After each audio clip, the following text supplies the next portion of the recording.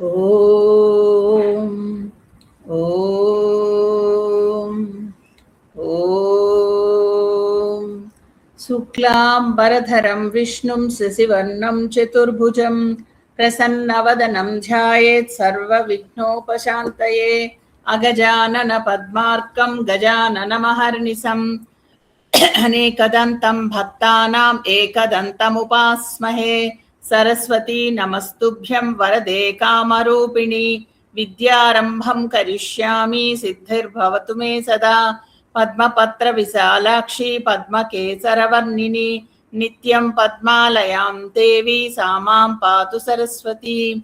గురుర్బ్రహ్మా గురుర్విష్ణు గురుదేవో మహేశ్వర గురుర్ సాక్షాత్ పరబ్రహ్మ తస్మై శ్రీ గురవే నమః. పార్థాయ ప్రతిబోధితాం భగవతాం నారాయణేన స్వయం వ్యాసేన గ్రథితాం పురాణమునినా మధ్యే మహాభారతం అద్వైతామృతవర్షిణీం భగవతీం అష్టాదశాధ్యాయినీం అంబ త్వామనుసందదామి భగవద్గీతే భవద్వేషిణీ.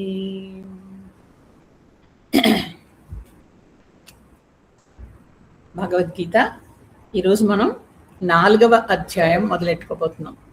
దీన్ని జ్ఞాన యోగమని, జ్ఞాన కర్మ సన్యాస యోగమని అంటారు. ఇది మొదలెట్టే ముందర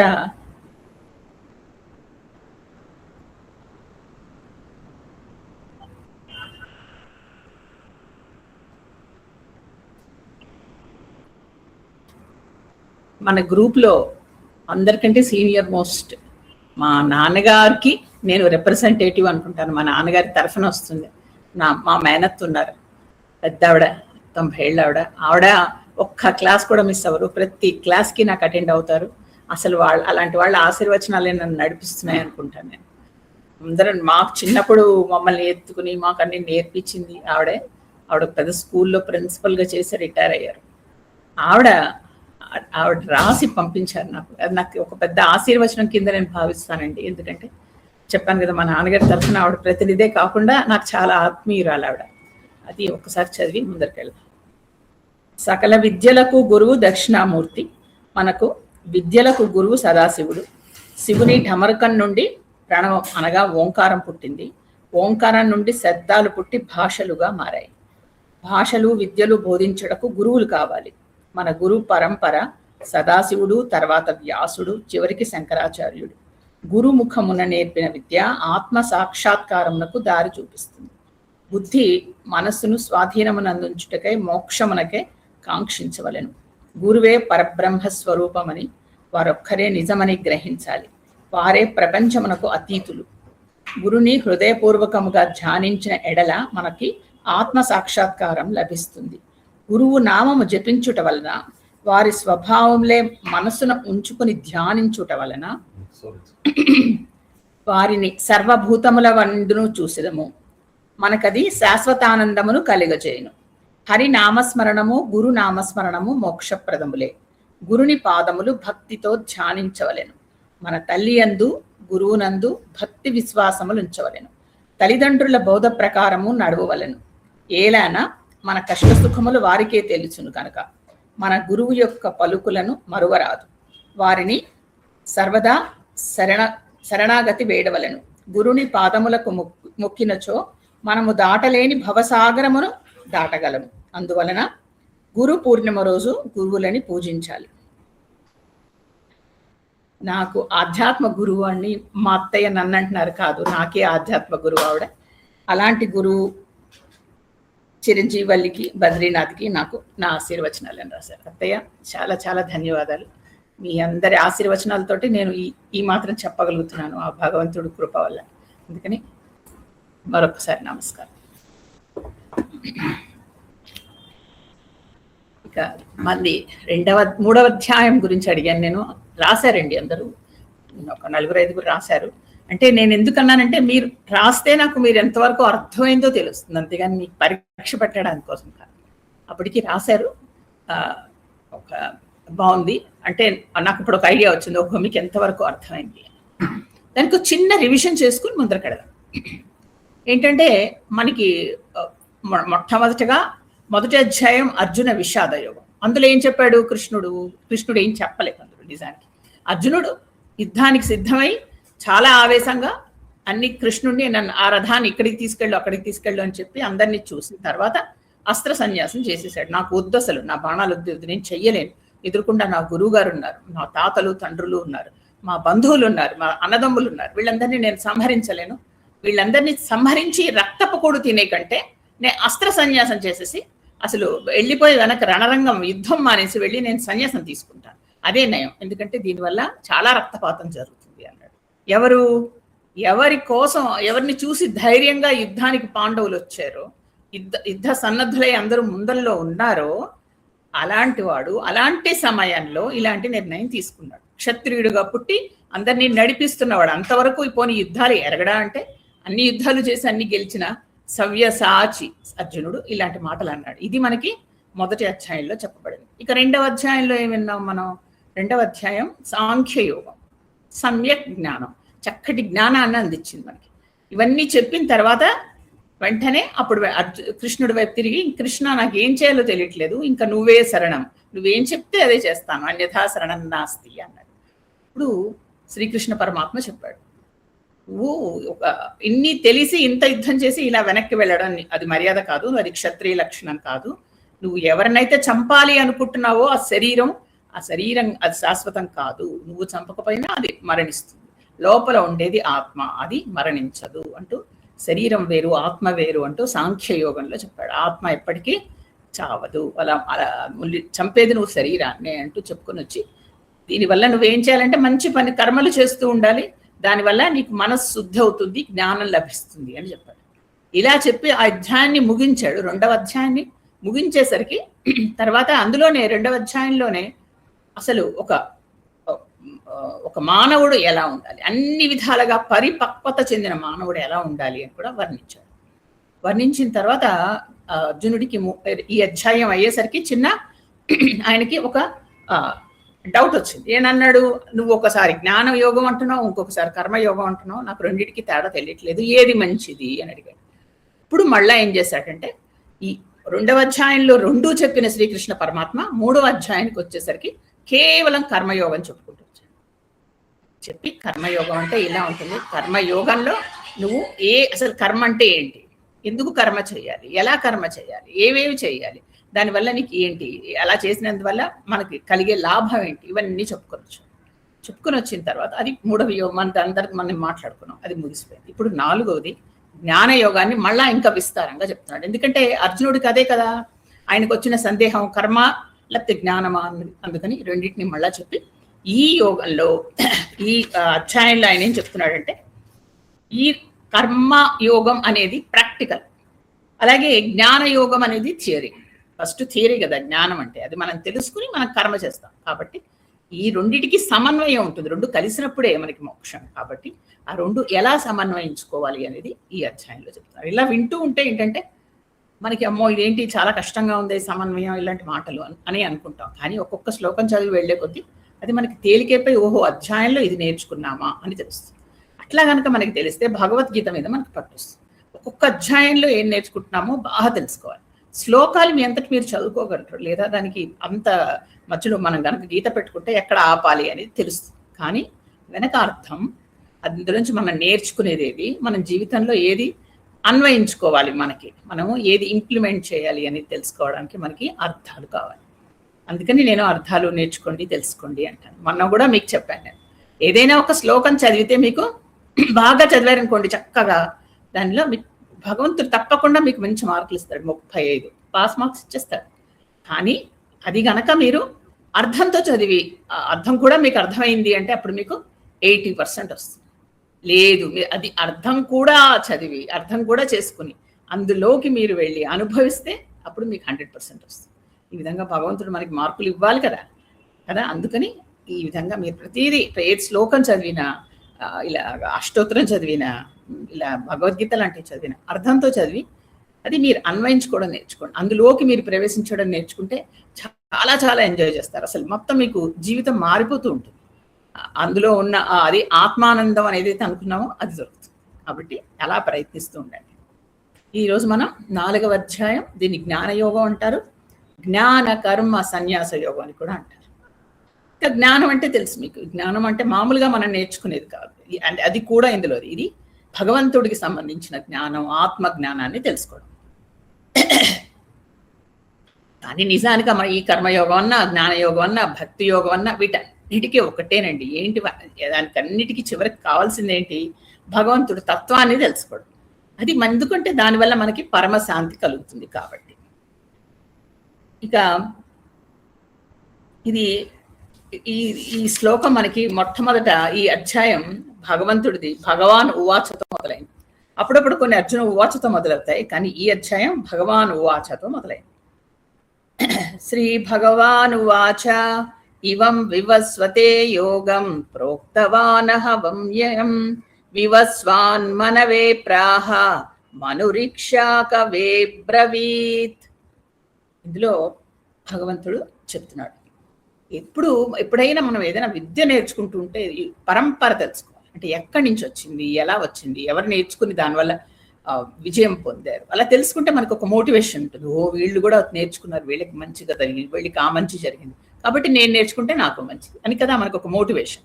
అందుకని ఇక్కడ భగవంతుడు చెప్తున్నాడు ఎలా ఎవరికి నేర్పించాను ఈ కర్మయోగం అనేది. పాతది గురించే చెప్తున్నాడు ఇక్కడ. అసలు ఈ కర్మయోగం ముందు నేను సూర్యుడికి చెప్పాను అని చెప్తున్నాడు. ఫస్ట్ ఆయన సూర్యుడికి చెప్పాడు. ఒక్కసారి అర్జునుడికి అది వినేసరికి స్టన్ అయిపోయాడు. సూర్యుడికి చెప్పడం ఏంటి? అంతవరకు ఈ 3 అధ్యాయాలు అయ్యే వరకు అర్జునుడు ఏమనుకుంటున్నాడు? శ్రీకృష్ణుడు తనకి బావ, తనకు ఒక స్నేహితుడు, తనకి ఒక గుడ్ అడ్వైజర్, ఒక వెల్ విషర్, ఇలాగే అనుకుంటున్నాడు. కానీ ఆయన ఒక భగవానుడు అనే స్పృహ లేదు ఆయనకి. ఎంతసేపు తన మంచి కోరుకుంటాడో అన్ని విధాలుగా మనకు మంచి చేస్తాడు.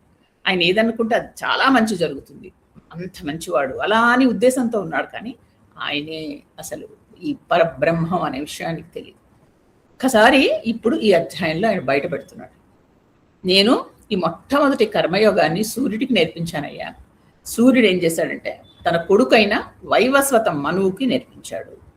ఆ వైవస్వత మనువేమో తన కుమారుడైన ఇక్ష్వాకుడికి నేర్పించాడు. అంటే అలా పరంపరగా ఇది నేర్చుకుంటూ వచ్చింది అని చెప్పాడు. ఇక్కడ మనం ఒక్క నిమిషం ఆలోచించి ఇవన్నీ చూసుకుందాం. ఇది అంటే ఆయన చెప్పడం ఏంటంటే ఈ కర్మయోగం అనేది ఇప్పుడు నువ్వు యుద్ధం మానేసి నేను ఇక్కడ బాణాలు కింద పడేసి నేను యుద్ధం చెయ్యను అని భీష్మించి కూర్చుంటే నీకోసం నేను ఎక్కడి నుంచో పుట్టించలేదు, ఎప్పటి నుంచో ఉంది. నువ్వు పుట్టక ముందు నుంచి ఏంటి, మనువు పుట్టినప్పటి నుంచి ఉంది. కాబట్టి ఇది గురు శిష్య పరంపరగా ఒకళ్ళ నుంచి ఒకళ్ళకి వస్తుంది. సూర్యుడికి నేను ఈ విద్య నేర్పించాను అని చెప్తున్నాడు. మనం పోయినసారి 12 ఆదిత్యుల గురించి నేర్చుకున్నాం. వాళ్ళ గురించి మనం తెలుసుకున్నాం. 12 మంది ఆదిత్యులు ఉంటారు అని కదా. అలాంటి ఆదిత్యుల్లో ఒకడైన వివస్వంతుడు అనే ఆదిత్యుల్లో ఒక పేరు వివస్వంతుడు. ఆ ఆదిత్యుడికి ఈయన నేర్పించాడు. ఎవరు? విష్ణుమూర్తి. ఈయన విష్ణుమూర్తిగా చెప్తున్నాడు శ్రీకృష్ణ పరమాత్మ. కాబట్టి సూర్యుడు ఏం చేశాడంటే ఆ విద్యను గ్రహించి తన నిత్య జీవితంలో దాన్ని ఆచరిస్తున్నాడు. కర్మయోగం ఏంటి? నీ పని నువ్వు చేయి, నీ ఫలాన్ని భగవంతుడికి వదిలేసాయి కదా, అదే కదా. మరి సూర్యుడు అదేగా చేస్తున్నాడు. ఆయన మనకి వేడి, కాంతి, ఆరోగ్యం, వర్ణాలు ఇవన్నీ మనకి ఇస్తున్నాడు భగవంతుడు. ప్రాణకోటి అందరికీ ఇస్తాడు. మనకెంత ఇస్తాడో చెట్లకి అంతే ఇస్తాడు. చెట్లకి ఎంత ఇస్తాడో మిగతా జీవకోటికి, రోడ్డు మీద పరిగెట్టే కుక్కకి అంతే ఇస్తాడు. ఆయనకి ఏమైనా వివక్షత ఉందా? వీళ్ళకి కొంచెం తక్కువ వేడిద్దాం, వీళ్ళకి కొంచెం ఎక్కువ వేడిద్దాం, అలా ఏముండదు. అందరికీ ఒకేలా ఇస్తాడు. తర్వాత నిష్కామంగా చేస్తాడు. రోజు ఆయన ఎక్స్పెక్ట్ చేస్తాడా? ఈరోజు నాకు వీళ్ళు సూర్య నమస్కారాలు చెయ్యలేదు, వీళ్ళ ఇంట్లో నేను వెలుగు ఇవ్వను, లేకపోతే వీళ్ళు ఏమో నన్ను పట్టించుకోలేదు, వీళ్ళకి నేను కాంతి ఇవ్వను, ఇలా అనుకుంటాడా? అసలు ఆయన ఏమీ పట్టించుకోడు. ఆయన చేయవలసిందేదో ఆయన చేస్తూ ఉంటాడు. కాబట్టి ఆ కర్మయోగాన్ని చూడండి, ఆయన నేర్చుకుని చక్కగా పాటించాడు. స్వధర్మం అనుకుని చేసేస్తున్నాడు ఆయన. అందుకే ఆయన స్థిత ప్రజ్ఞుడు అయ్యాడు. అదే మనం కదా సెకండ్ చాప్టర్లో నేర్చుకున్నాం, సాంఖ్యయోగంలో స్థిత ప్రజ్ఞుడి లక్షణాలు, ద పర్ఫెక్ట్ హ్యూమన్ బీయింగ్ అని. ఆ స్థిత ప్రజ్ఞుడు సూర్యుడు మొట్టమొదట. ఆయన ఎందుకంటే నిజమైన యోగం ఆచరించి విష్ణుమూర్తికి నిజమైన గొప్ప శిష్యుడు అయ్యాడు. తర్వాత ఆయనకి మనువులు, ఆయన తర్వాత వచ్చిన వాళ్ళు మనువులు. ఈ వీళ్ళు ఎవరంటే మానవ జాతికి అసలు మూల పురుషులు వీళ్ళు.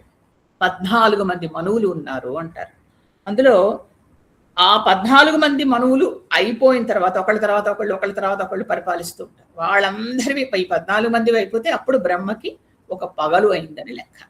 తర్వాత ఒక రాత్రి అవుతుంది. అప్పుడు అలా బ్రహ్మకి ఎన్నో రాత్రిళ్ళు పగలైన తర్వాత ఆ బ్రహ్మ మారి ఇంకో బ్రహ్మ వస్తాడు. ఇలా ఒక కాలచక్రం. కాబట్టి ఈ మనువు పరిపాలించిన కాలాన్ని మన్వంతరం అంటారు. మనువు 14 మంది, ఒక మనువు పరిపాలిస్తే దాన్ని మన్వంతరం అంటారు. ఒక మన్వంతరం అంటే ఎంత కాలం అంటే అప్రాక్సిమేట్లీ 30 కోట్ల సంవత్సరాలు. 30 కోట్లు 84 లక్షలు అంటారు. 30 కోట్లు వేసుకోండి. 30 కోట్ల సంవత్సరాలు అయితే ఒక మన్మంత్రం. ఇప్పుడు మనం 7వ మన్మంత్రంలో ఉంటాం. మనం రోజు సంకల్పం చెప్పుకునేటప్పుడు చెప్పుకుంటాం కదా, వైవస్వత మన్మంతరే అంటాం. అంటే ఈ వైవస్వత ఇప్పుడు మనువు పరిపాలిస్తున్నాడు మనల్ని ఆయన. కాబట్టి ఇక్కడ ఎవరికి నేర్పించట ఆయన? సూర్యుడు. అలాంటి మనువులు 14 మంది ఉన్నారు. మొట్టమొదటి ఈయన విష్ణుమూర్తి ఏం చేశాడంటే సూర్యుడికి నేర్పించాడు. సూర్యుడు వివస్వంతుడు అనే ఒక మనువుకి నేర్పించాడు. ఆ వివస్వంతుడు ఆయన తర్వాత ఆయన కొడుకైన ఇక్ష్వాకుడికి నేర్పించాడు. ఆయనకి అనేక మంది కొడుకులు, అందులో ఇక్ష్వాకుడు అనేవాడు పెద్దవాడు. ఆయన ఇక్ష్వాకుడికి నేర్పించాడు. అంటే ఇక్ష్వాక వంశంలో ఆయన మూల పురుషుడు. ఆయన నుంచి ఇక్ష్వాక వంశం అంటే రాముడికి మూల పురుషుడు. ఎక్కడో దశరథుడి కంటే ఇంకెక్కడెక్కడెక్కడో ఉన్నాడని. అలాంటి వాడికి నేర్పిస్తే వాళ్ళు ఒకళ్ళ తర్వాత ఒకళ్ళకు ఇది క్షత్రియ వంశంలో వచ్చింది.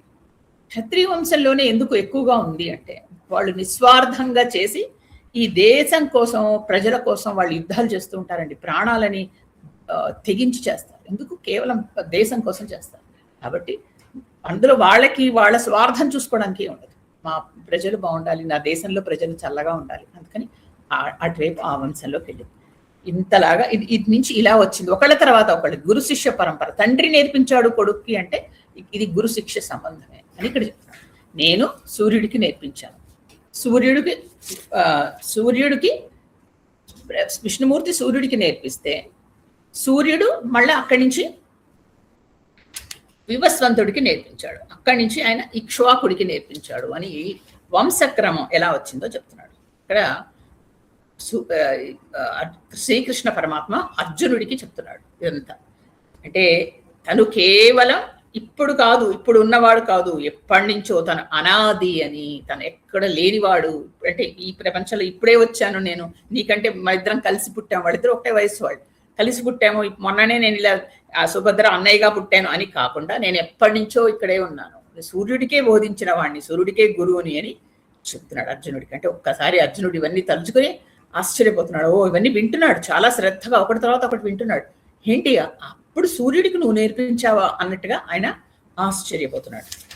కాబట్టి ఇది ఇక్కడ వరకు చెప్పాడు. అంటే మొట్టమొదట నేను సూర్యుడికి నేర్పిస్తే, అక్కడి నుంచి ఆయన మొదటి మనువుకి నేర్పిస్తే, అక్కడి నుంచి ఆయన ఇక్ష్వాకుడికి నేర్పించాడు. ఇక్ష్వాకుడి నుంచి వాళ్ళ వంశంలో వరుసగా వాళ్ళ రాజులకి వాళ్ళు నేర్పిస్తూ వస్తే వాళ్ళందరూ కర్మయోగాన్ని పట్టుకుని అంత జాగ్రత్తగా వాళ్ళ ప్రజల్ని పరిపాలించారు అని చెప్తున్నాడు. ఏవం పరంపరా ప్రాప్తమిమం రాజర్షయో విదుః సకాలే నేహ మహతా యోగో నష్ట పరంతప. ఈ విధంగా ఈ యోగాన్ని మొట్టమొదట రాజవంశంలో వాళ్ళకి నేర్పించారు. ఆ తర్వాత అది కాలక్రమంగా మెల్లిగా ఒకళ్ళ తర్వాత ఒకళ్ళకి చాలా చూడండి, రాముడు కూడా అలాగే పరిపాలించాడు కదా. ఇది ఇప్పుడు మళ్ళా కొంచెం ముందరి నుంచి చెప్పుకొని వద్దాం. ఇది కర్మయోగాన్ని గురించి ఇక్కడ శ్రీకృష్ణ పరమాత్మ మొదటి 2 శ్లోకాల్లో చెప్తున్నాడు. ఆయనంతటా ఆయన మొదలెట్టి భగవాన్ ఉవాచతో ఇది మనకి అధ్యాయం మొదలైంది. ఆయన ఏం చెప్తున్నాడంటే, అర్జున, నేను మొట్టమొదట ఈ కర్మయోగాన్ని సూర్యుడికి చెప్పాను. సూర్యుడికి చెప్తే సూర్యుడు మొట్టమొదటి మనువుకి చెప్పాడు. మనువు నుంచి అది ఇక్ష్వాకుడికి వచ్చింది. ఆ తర్వాత ఒక్కొక్కళ్ళ నుంచి వాళ్ళ వంశంలోకి వెళ్ళింది. రాజర్షులే నేర్చుకున్నారు ఇది. కానీ ఇక్కడ 2వ శ్లోకంలో ఏం చెప్తున్నాడంటే, రాజర్షులు నేర్చుకున్నారు కానీ అది తర్వాత మళ్ళా మెల్లిగా ఇది ఈ జ్ఞానం ఇప్పుడు మరుగున పడింది అంటున్నాడు. ఇప్పుడు ఆయన ఎప్పుడు మాట్లాడుతున్నాడు? ద్వాపర యుగంలో మాట్లాడుతున్నాడు. అంటే రాముడి వంశాలు అప్పుడంతా బాగుంది, వాళ్ళందరూ బాగా నిస్వార్థంగా పనిచేశారు. దశరథుడు ఎంత బాగా చేశాడు, రాజ్యాన్ని ఎంత బాగా పరిపాలించాడు. అలా చేసిన వాళ్ళు మెల్లిగా తరతరాలు మారి, ఈ యుగాలు మారేసరికి వాళ్ళకి స్వార్థం పెరిగిపోయింది. పెరిగి వాళ్ళ స్వార్థం కోసం యుద్ధాలు చేయడం, వాళ్ళ రాజ్యాలు పెంచుకోవాలని చూడడం, ప్రజల కష్ట నష్టాలు పట్టించుకోకపోవడం, అలా తయారైపోయారు. దాంతో మెల్లిగా అసలు ఈ కర్మ యోగం అనేదే అది కంప్లీట్గా మరుగున పడిపోయింది. అంతేగా నాశనం అవ్వలేదండి. ఎందుకంటే ఇలాంటి విద్య ఇది భగవంతుడి నుంచి, సూర్యుడి నుంచి వచ్చిన విద్య కాబట్టి నాశనం అవ్వదు ఇది. కానీ మరుగున పడింది, లుప్తమైంది అన్నారు, అంటే కనుమరుగైపోయింది. కాబట్టి అలాంటప్పుడు ఏం చేస్తాడంటే భగవంతుడు తను ఏదైనా ఒక విద్యను ప్రబోధించి అది కనుక కనుమరుగు అయిపోతూ ఉంటే ఊరుకోడు ఆయన. మళ్ళా తానే అవతారం తీసుకుని వచ్చి ఆ విద్యను మళ్ళా చెప్పడానికి ప్రయత్నిస్తాడు. లేదా తనకి అత్యంత దగ్గర వాళ్ళు, తను నమ్ముకున్న వాళ్ళ ద్వారా ఆ విద్యని మళ్ళా ఇంకొకళ్ళకి బోధపరిచేలా చేస్తాడు. ఏదో విధంగా చేసి ఆ విద్యను మళ్ళా ప్రచారం అయ్యేలాగా చూసుకుంటాడు. అలాగా అందుకే మళ్ళీ గీతాచార్యుడు మన ముందర వచ్చాడు. మన అదృష్టం వచ్చి మనకి ఈ విధంగా ఈ బోధ అర్జునుడి ద్వారా మనకి చేస్తున్నాడు. అందుకని ఇక్కడ ఏం చెప్పారంటే నిష్కామంగా కర్మ చేయడం అనేది, స్వార్థాన్ని వదిలి లోక సంక్షేమం కోసం రాజ్యం పరిపాలించడం అనేది మెల్లిగా కనుమరుగైంది. కాబట్టి కానీ అర్జున, నువ్వు క్షత్రియ వంశంలో వాడివే, నీకు సులభంగా ఇది వచ్చేస్తుంది. ఎందుకంటే వీళ్ళందరూ వచ్చింది కాబట్టి నీకు కూడా వస్తుంది, తెలుస్తుంది, నీకు అర్థమవుతుంది కూడా. ఇప్పుడు ఇది లేదు కాబట్టి మెల్లిగా ఈ తెలిసిన వారి సంఖ్య తగ్గిపోయింది అని చెప్పారు. 3వ శ్లోకం. స ఏవాయం మయా తేద్య యోగ ప్రోక్త పురాతనః భక్తోసి మే సఖా చేతి రహస్యం హేతదుత్తమం. ఇది అత్యంత ఉత్తమమైంది, యోగ్యమైంది, రహస్యంగా కూడా ఉంచబడింది. అందరికీ చెప్పకూడదు, ఎవరికైనా అర్హత ఉన్న వాళ్ళకి మాత్రమే చెప్పాలి. నువ్వు నాకు భక్తుడివి, నాకు తెలుసు నేనంటే నీకు ఎంత ఇష్టం, నన్ను ఎంత నమ్మావో తెలుసు. నేను ఆయుధం చేత పట్టను, ఈ ఊరికి నేను యుద్ధానికి అలా పక్కన వచ్చి నుంచుంటానంటేనే చాలు, నాకు ఏమీ వద్దు కృష్ణ, నువ్వు నా పక్కన ఉంటే చాలు అంటూ నన్ను నమ్ముకున్నావు. నా సక్కుడివి, ప్రతి విషయం నీది నాకు చెప్తావు, నన్ను ఒక మంచి స్నేహితుడిగా నువ్వు చూసావు. కాబట్టి అందువల్ల నీకు నేను ఈ యోగాన్ని చెప్తున్నానయ్యా. ఇది పాత్రత చూసే చెప్పాలి, ఎవరికి పడితే వాళ్ళకి చెప్పకూడదు. భగవద్గీత కూడా అంతేనండి, ఎవరికి పడితే వాళ్ళకి అర్థం కూడా అవ్వదు. పాత్రత ఉండాలి, దానికి మనం గ్రహించే శక్తి మనకు ఉండాలి. అది రావాలని మనం కృష్ణుడిని ఎప్పుడు ప్రార్థిస్తూ ఉండాలి, నాకు అర్థం అయ్యేలా చేసుస్వామి, అర్థం అవుతుంది అప్పుడు, లేకపోతే అలా వెళ్ళిపోతుంది. అది పాత్రత మనకి ఉండాలి, ఆ భగవంతుడు ఇవ్వాలి, మంచి చెప్పగలిగించాలి, చెప్పింది అర్థం చేయించుకోవాలి. కాబట్టి ఇక్కడ ఏం చేయాలి, మనకి యుద్ధరంగంలో అర్జునుడికి ఏమీ తోచని స్థితి వచ్చింది. అప్పుడు శ్రీకృష్ణుని శరణు వేడితే అప్పుడు ఇది చెప్పడం మొదలెట్టాడు. ఇది ఇలాది కనుక నువ్వు ఆచరిస్తే నీకు దుఃఖాలు ఉండవు అర్జున, భగవంతుడి ప్రాప్తి కూడా కలుగుతుంది అని ఉత్తములకు మాత్రమే ఇది చెప్పబడుతుంది. ఎందుకు అలాగా ఇందులో రహస్యం ఉంది కర్మయోగంలో అంటే, ఇది ఇందులో భగవంతుడి తత్వాన్ని చెప్పబడింది కదండి. భగవంతుడి తత్వాన్ని ఎవరికి చెప్తే వాళ్ళకి అర్థమవదు, వాళ్ళకి తెలియదు కూడా. అది అర్థం అవ్వాలంటే చెప్పాను కదా, ఒక పాత్రత ఉంటుంది. అందుకని ఇది రహస్యం ఎందుకు అంటే, తనకి ఇది దుర్వినియోగం కాకూడదు, ఎవరికి పడితే వాళ్ళకి వెళ్ళకూడదు, అనర్హులకు చెప్పకూడదు. ఎందుకు భక్తి ప్రధానమే, ఒక భగవంతుడు నమ్ముకున్న వాళ్ళకే ఆయనకి మనం శరణాగతి వేడాలి అని అర్థం అవుతుంది. భగవంతుడు అంటే నమ్మకం లేని వాళ్ళకి శరణాగతి వేడు అంటే అది వాళ్ళకు నవ్వు కింద ఉంటుంది. ఆయన్ని శరణ వేయడం ఏంటి, ఆయన ఏం చేస్తాడు, ఇలా మాట్లాడతారు. కాబట్టి అది అర్హత ఉండాలి, వాళ్ళకి భక్తి అనేది తెలియాలి, వాళ్ళకే చెప్పాలి. అందుకని ఇవన్నీ చూసుకుని అర్జునుడు తగిన శిష్యుడు, పైగా వాళ్ళిద్దరు స్నేహితులు కూడా. శ్రీకృష్ణుడి మీద తన మీద ఎంత భక్తి ఉందో కూడా తెలుసు. కాబట్టి భక్తి లేకపోతే నమ్మకం ఉండదు, శ్రద్ధ ఉండదు, అప్పుడు భగవద్గీత చెప్పిన అర్థం కాదు. ఇవన్నీ ఆలోచించి శ్రీకృష్ణ పరమాత్మ ఈ యోగం మళ్ళా ఆయనకి ఈ యోగానికి తర్వాత అంటే కర్మయోగానికి తర్వాత ఇక జ్ఞానయోగానికి ఉండే సంబంధం అన్ని చెప్తూ జ్ఞానయోగంలో ఇంకా ముందరికి వెళ్తాడు. అది ఇంతవరకు మనం భగవద్గీతలో introduction of this 4th chapter చెప్పుకున్నాం. ఓం శ్రీ మహాగణాధిపతయే నమః. ఓం శ్రీ సరస్వత్యై నమః. శ్రీరామచంద్రనే నమః. శ్రీరామ రామ రామేతి రమే రామే మనోరమే సహస్రనామ తత్తుల్యం రామనామ వరాననే. రామాయ రామభద్రాయ రామచంద్రాయ వేధసే రఘునాథాయ నాథాయ సీతాయ పతయే నమః. ఆపదామపహర్తారం దాతారం సర్వసంపదాం లోకాభిరామం శ్రీరామం భూయో భూయో నమామ్యహం. కూజంతం రామ రామేతి మధురం మధురాక్షరం ఆరుహ్య కవితాశాఖాం వందే వాల్మీకి కోకిలం. సుందరాకాండ. మనము సుందరాకాండలో త్రిజట స్వప్న వృత్తాంతం గురించి పోయినసారి క్లాస్లో చెప్పుకున్నాం. త్రిజట ఆవిడ విభీషణుడి కూతురు. ఆవిడ కూడా ఈ సీతమ్మ చుట్టూ ఉన్న రాక్షస స్త్రీలో ఒక స్త్రీ. ఆవిడ ఈ రావణాసురుడు వచ్చి వెళ్ళిన తర్వాత ఈ రాక్షస స్త్రీలందరూ ఆవిడ్ని బెదిరిస్తున్నప్పుడు అంతవరకు ఏం చెప్పాడు రావణాసురుడు? ఎవరు చూడడానికి వీల్లేదు ఆ స్త్రీ సీతాదేవిని, ఆవిడ్ని తీసుకెళ్లి అక్కడ అశోకవనంలో ఉంచండి అని చెప్పినవాడు. అక్కడికి ఎవరూ ప్రవేశించకూడదు అని ఆంక్షలు పెట్టినవాడు. అతని పైగా చెప్పాడు, అందరూ ఆవిడ్ని చక్కగా చూడండి, ఆవిడ ఏవడిగితే అది ఇవ్వండి, ఆవిడ ఒక రాణిలాగా చూడండి అని ఆజ్ఞలు ఇచ్చాడు 10 నెలలు. ఇప్పుడు ఆవిడ వినకపోతే, మాట వినలేదని కోపంతో ఆవిడ్ని బెదిరించండి, నయాన భయాన బెదిరించండి, సామధాన భేద దండోపాయాలు ఉపయోగించండి, ఆవిడ మనస్సు నా వైపు తిప్పేలా మీరు చెయ్యండి అని చెప్పొచ్చాడు. దాంతో రాక్షస స్త్రీలందరూ చెలరేగి ఆవిడ్ని నానా విధమైన మాటలు మాట్లాడటం మొదలెట్టారు. నేను తినేస్తాను అని కొంతమంది, లేదు నేను ఇంకో విధంగా మిమ్మల్ని హింసిస్తాను అని చుట్టూ చేరి ఆవిడ్ని మానసికంగా హింసించడం మొదలెట్టారు. అలాంటి పరిస్థితుల్లో అక్కడ త్రిజట అనే రాక్షస స్త్రీ వచ్చి ఆవిడ వీళ్ళందరినీ వారించింది. మీరు అలాగా ఎలా పడితే అలా మాట్లాడద్దు, మీకు తినాలి అని ఉంటే నన్ను తినండి, ఆవిడ అలా మాట్లాడకూడదు, మీరు ఆవిడెవరో కాదు, శ్రీరామచంద్రుని ఇల్లాలు. నాకు ఇప్పుడే ఒక తెల్లారుజామున ఒక మంచి కల వచ్చింది, అందులో మొత్తం లంక నాశనం అయిపోతున్నట్టు, రావణాసురుడు అన్ని విధాలుగా సర్వనాశనం అవుతున్నట్టుగా వచ్చింది. తర్వాత శ్రీరామచంద్ర ప్రభువు ఒక ఏనుగు మీద వచ్చి ఇక్కడికి దిగి అమ్మవారిని తీసుకెళ్తున్నట్టుగా వచ్చింది. కాబట్టి ఆవిడ ఆ రామచంద్రుని ఇల్లాలు, ఆవిడ ఎప్పటికీ ఒక పెద్ద మహా సామ్రాజ్ఞి అవుతుంది. ఆయనకి మొత్తం పట్టాభిషేకం జరిగి రాముడే ఆయన మహారాజు అవుతాడు. రావణాసురుడు, అతని సంతానం, అతని మంత్రులు అందరూ నాశనం అవబోతున్నారు. ఒక విభీషణుడు ఆయన మంత్రులు మాత్రమే బాగుంటారు. కాబట్టి మనం ఆవిడ్ని వేధించకూడదు అని చెప్తాం. వెంటనే వాళ్ళందరూ భయపడిపోతారు. భయపడిపోయి ఆవిడ్ని శరణు కోరతారు కూడా కొంతమంది.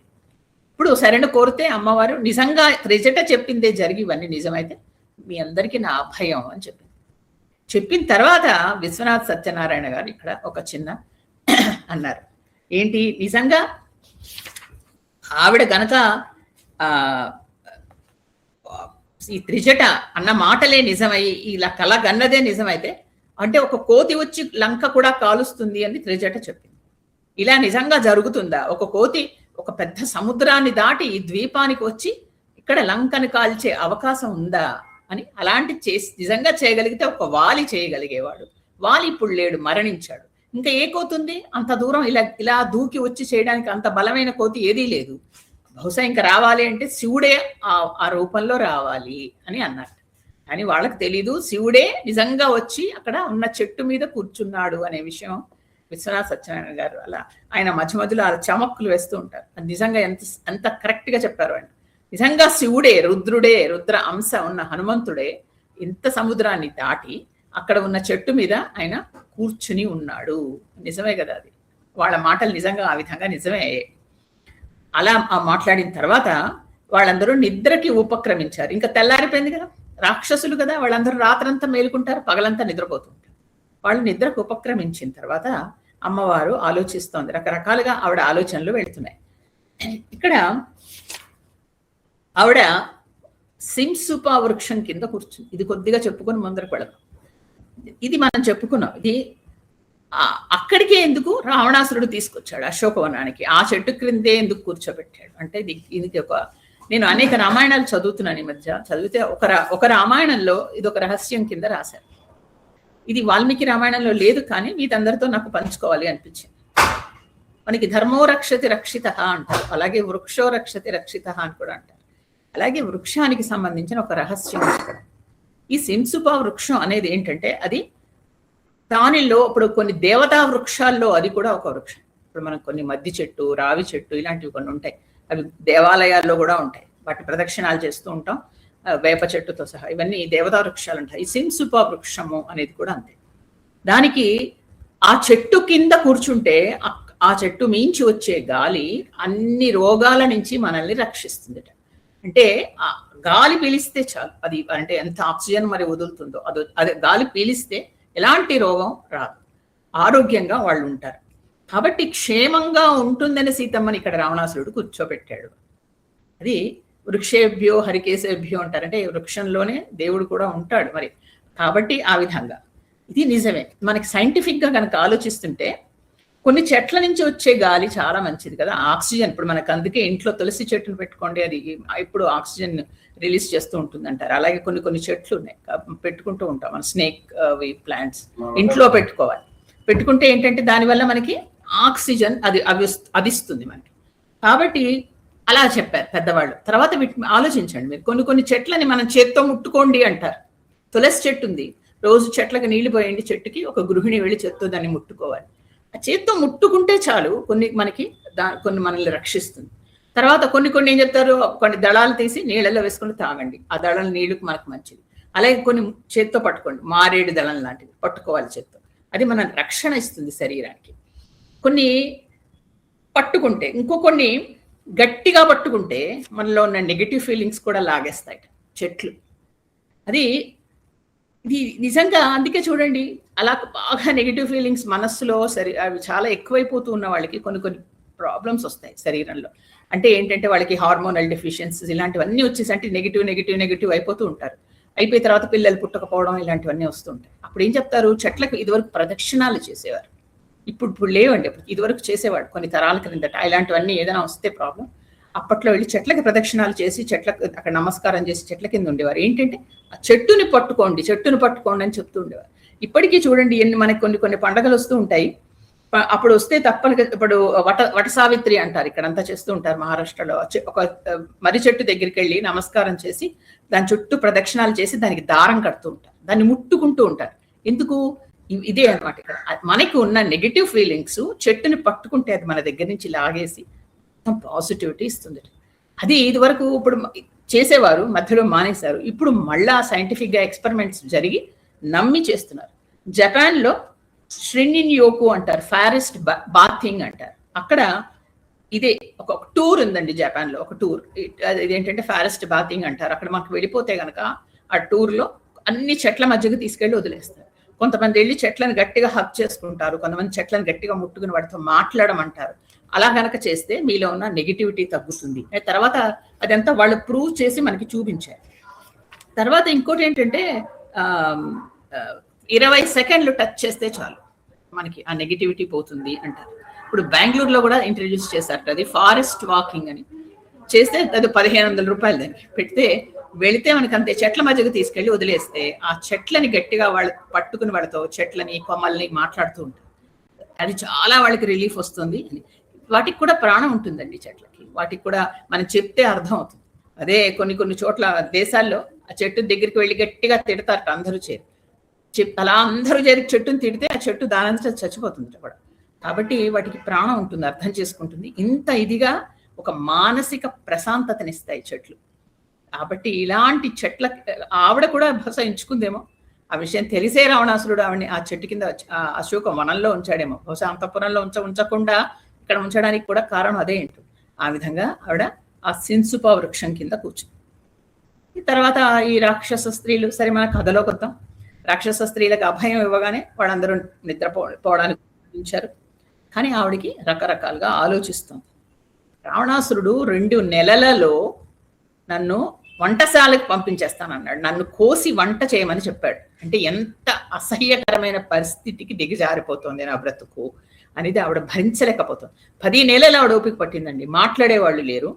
చుట్టుపక్కల చేరిన రాక్షస స్త్రీలందరూ రావణ స్తుతి చేస్తున్నారు, తనకి అత్యంత ప్రాణప్రదమైన శ్రీరామ నింద చేస్తున్నారు. అది భరిస్తోంది, అది విననట్టుగా ఊరుకుంటోంది. ఆవిడ లోపల రామనామం చేసుకుంటూనే ఉంది. తను ఒక చేసిన చిన్న తప్పుకి ఆ మాయామృగం కావాలి అని అడగడం వల్ల ఇంత భయంకరమైన పరిస్థితి ఎదుర్కొంటోందని తెలుసు. అందులోంచి బయటపడడానికి మార్గం లేక అమ్మవారు అలా బాధపడుతోంది మానసికంగా. 10 నెలలు పడింది. ఇప్పుడు వచ్చి ఇంత మాట అనేసరికి అది ఆవిడ తట్టుకోలేకపోతుంది. పైగా వాళ్ళు వచ్చి వాళ్ళు ఇష్టం వచ్చినట్టు అందరూ మాట్లాడుతున్నారు. నా వల్లే కదా ఇదంతా జరిగింది, నేను పంపిస్తేనే కదా లక్ష్మణుడు వెళ్ళాడు.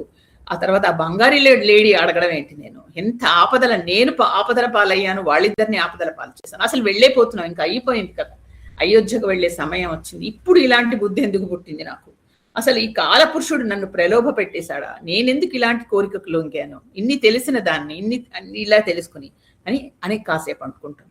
తర్వాత రాముణ్ణి తలుచుకొని ఏడుస్తుంది. ఓ రామా, నిన్నే దైవంగా సేవిస్తున్నాను కదా, ఈ బాధలన్నీ సహిస్తున్నాను, పాతివ్రత్య ధర్మాన్ని పాటిస్తున్నాను, తర్వాత నీ భార్యని ఒక రాక్షసుడు వచ్చి ఈ విధంగా అనకూడని మాటలంటూ అని చివరికి నిన్ను చంపేస్తాను, తినేస్తాను అని ఇంత అసహ్యకరంగా మాట్లాడుతుంటే నన్ను రక్షించట్లేదు ఎందుకు, నువ్వు నీకు తెలియడం లేదా నేను ఎక్కడున్నానో, నా బాధ నీకు తెలీదా, పైగా నాకెందుకో తెలీదు నిన్ను కలుసుకుంటాను అనే ఆశ సన్నగిల్లిపోతుంది, తెలిస్తే నువ్వు ఇన్ని రోజులు ఆగవుగా నా కోసం, అసలు నేను ఎక్కడున్నానో నీకు తెలిసి ఉండదు, ఆ జటాయువు ఈ లోపల మరణించి ఉంటాడు, నిన్ను కలవలేదేమో.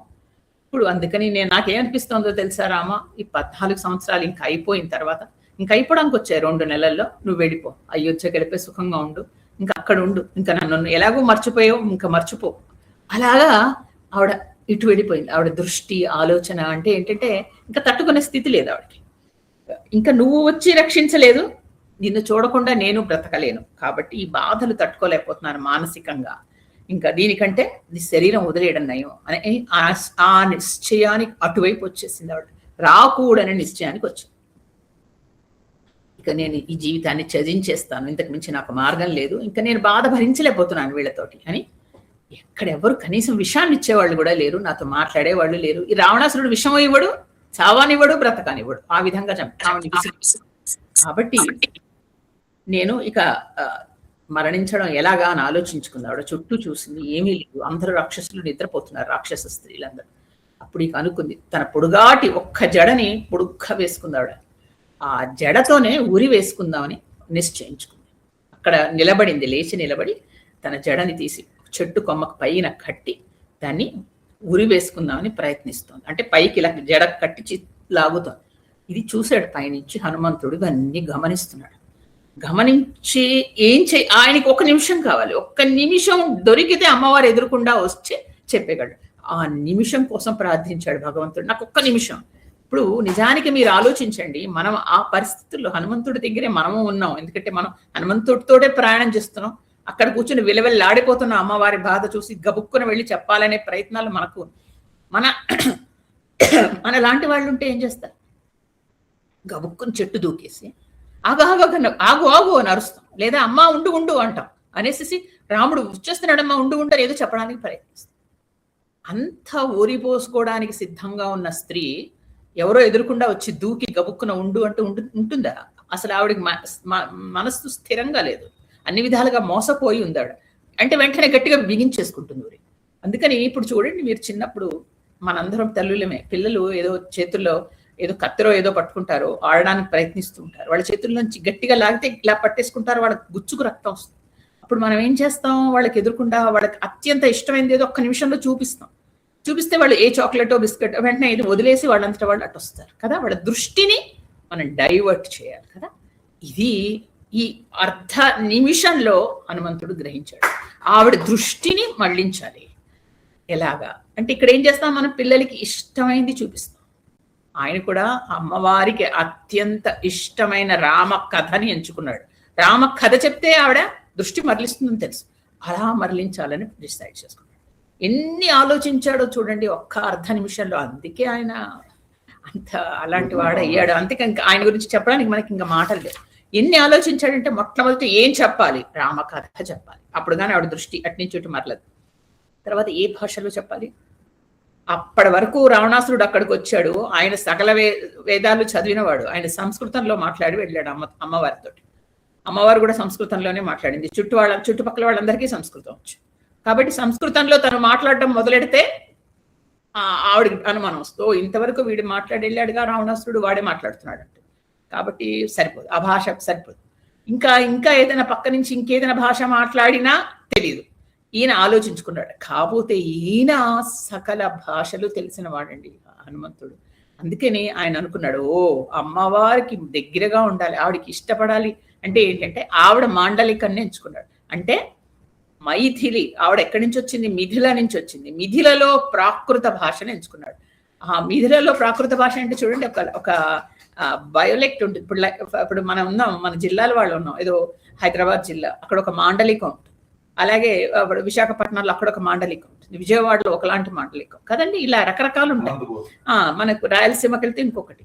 ఇలాగా ఒక్కొక్క మాండలికం ఉంటుంది, ఒక భాష అది వినగానే మనకి యాక్సెంట్ అంట మనకు అర్థమైపోతుంది కదా. అలాగే మనం అమెరికా ఏదో వెళ్ళాం, లండన్ వెళితే అక్కడ ఎవరో మన మాండలికంలో మాట్లాడగానే మనకి ప్రాణం లేచొస్తుంది. అబ్బా ఏదో మన వాళ్ళ భాషలే ఉంది, మన జిల్లా భాష అంటే ఎక్కడి నుంచి అండి మీరు అని అడుగుతాం కదా. అంటే మనకి ఏదో దగ్గర అనే భాష ఫీలింగ్ అది తెలుసు. వెంటనే ఆయన ఏం చేశారంటే అక్కడ మిథిలలో మాట్లాడే ఒక ప్రాకృత భాష అంటే ఏంటి, ప్రజలు మాట్లాడే భాష, ప్రజలందరూ సంస్కృతంలో మాట్లాడరు, వాళ్ళు అన్ని కలిపేసి ప్రాకృతంలో మాట్లాడతారు. ఆ భాష ఇక్కడ కోసల దేశంలో అంటే దశరథుడు పరిపాలించే రాజ్యంలో కూడా కొంతమంది మాట్లాడతారట. సో ఇక్కడ వాళ్ళు అక్కడ వాళ్ళు కలిపి మాట్లాడే ఒక భాష ఉంది, దాన్ని మైథిలి ప్రాకృతం అంటారు. ఆ భాష మొదలెట్టాడు. ఆయనకు అన్ని భాషలు వచ్చు. ఆ భాషలో మాట్లాడితే వెంటనే ఆవిడకి ఏమనిపిస్తుంది, ఓ మా పుట్టింటి వాళ్ళ భాష ఎవరో మాట్లాడేస్తుందా అనిపించిందా చెప్పండి, మనకు కూడా అంతే కదా. వెంటనే తిరిగి చూస్తుంది, ఒకటి రామకథ, రెండు తన భాష, అది రావణాసురుడు మాట్లాడడానికి తెలుసు, ఇది పట్టుకున్నాడు. తర్వాత ఇక మూడవది ఆయన ఆలోచించింది ఏంటంటే టోనింగ్. మాట్లాడేటప్పుడు దశరథుడు అంటే నేను ఇలా గట్టిగా మాట్లాడితే ఆవిడ చుడిక్కి పడుతుంది, ఆవిడికి వినపడేయాలి, ఎదురుకుండా చుట్టుపక్కల రాక్షస స్త్రీలకు వినపడకూడదు. వాళ్ళకి మళ్ళీ వినిపిస్తే వాళ్ళందరూ అలర్ట్ అయ్యి వచ్చేస్తారు, అనవసరం యుద్ధం అయిపోతుంది, ఆవిడ దృష్టి ఇదవుతుంది, అసలు ఆవిడతో మాట్లాడడానికి కాదు. కాబట్టి ఆవిడకి మాత్రమే వినపడాలి, మృదువుగా ఉండాలి, మర్యాదగా ఉండాలి. ఇన్ని ఆలోచించుకున్నాడండి. ఆలోచించుకుని అప్పుడు అక్కడ మాట్లాడాలి అని మొదలెట్టి, పైగా ఎలా మొదలెట్టాలి, నాకు రాముడు తెలుసు, నేను రాముడు చూసి వచ్చాను నమ్మదు ఆవిడ. అలా ఏమి మొదలెట్టాలి, అస్సలు వినదు. అందుకని ఈ ఉరిపోసుకుంటున్న మనిషిని బయటికి ఇలాగే అందులోంచి బయటపడాలంటే ఒకటే మార్గం. మొట్టమొదటి ఏం చేశారంటే దశరథుడితో మొదలెట్టాడు. ఒక్కసారి మామగారు దశరథుడు ఆయన అనేసరికి తక్కువ అంటే ఆవిడ కూడా తెలిసిన రామ కథతో మొదలెట్టాడు. అర్థం మీద అదొక్కటి గుర్తుపెట్టుకోండి. సీతమ్మకు కూడా కొంత రామకథ తెలుసు, అంటే కలిసి రాముడు ఆవిడ కలిసే పయనించారు. కానీ ఆవిడ ఈ రావణాసురుడు ఎత్తుకొచ్చిన తర్వాత ఏం జరిగిందో ఆవిడకి తెలియదు. అది ముందర చెప్పేస్తే ఆవిడ నమ్మదు. కాబట్టి ముందర ఆవిడ కూడా తెలిసిన రామకథతో మొదలెట్టాడు. ఇంత చక్కగా ప్లానింగ్ చేసుకున్నాడు. అర్ధ నిమిషంలో హనుమంతుడు చేసుకుని రామదూతగా వచ్చే భాగ్యం నాకే దక్కింది. ఇక్కడికి వచ్చి రావణాసురుడిని చూశాను, ఆయన సేనని ఆయన శత్రుబలాన్ని కొంతవరకు తెలిసింది. కానీ వాళ్ళ ఇళ్ళు అవి చూశాడు, ఎంతమంది ఉన్నారో ఏంటో తెలియదు, ఆయన వెళ్ళి కలవాలి. కాబట్టి ఈ లోపల ఏం చేయాలంటే నేను సీతమ్మని ఓదార్చాలి, ఆవిడ కొంచెం ధైర్యం ఇవ్వాలి. ఇలాంటప్పుడు కలిసే మాట్లాడాలి. లేదా ఈ ప్రాణాలు నేను ఇళ్ళొచ్చే లోపల వదిలేస్తే కొంచెం ఇదైపోతుంది, ఆవిడ బాగా డిప్రెషన్లో ఉంది. కాబట్టి ఈ విధంగా నేను రాముణ్ణి కూడా చెప్పి మళ్ళీ అక్కడికి వెళ్ళి ఓదార్చి ఆయన వెంబడి పెట్టుకుని రావాలి. అందుకని ఆయన వెళ్ళగానే అడుగుతాడుగా సీతమ్మ ఏమంది అంటాడు. అప్పుడు నేనేం చెప్పను, ఊరికి నేను చూసొచ్చాను అంటే సరిపోదు, ఆవిడతో మాట్లాడాలి. కాబట్టి ఈ రాక్షస స్త్రీలు చూడకుండా మెల్లిగా వెళ్ళి మాట్లాడి ఓదార్చాలి ఆవిడ్ని అని. ఇక అప్పుడు ఏం చేసిందంటే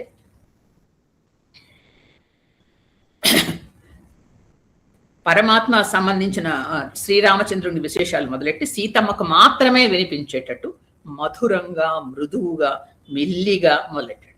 దశరథ మహారాజు ఇక్ష్వాకు వంశంలో చాలా గొప్పవాడు, ప్రజలందరినీ చల్లగా పరిపాలించేవాడు, దాన ధర్మాలు చేసేవాడు, శౌర్య పరాక్రమాలు కలవాడు.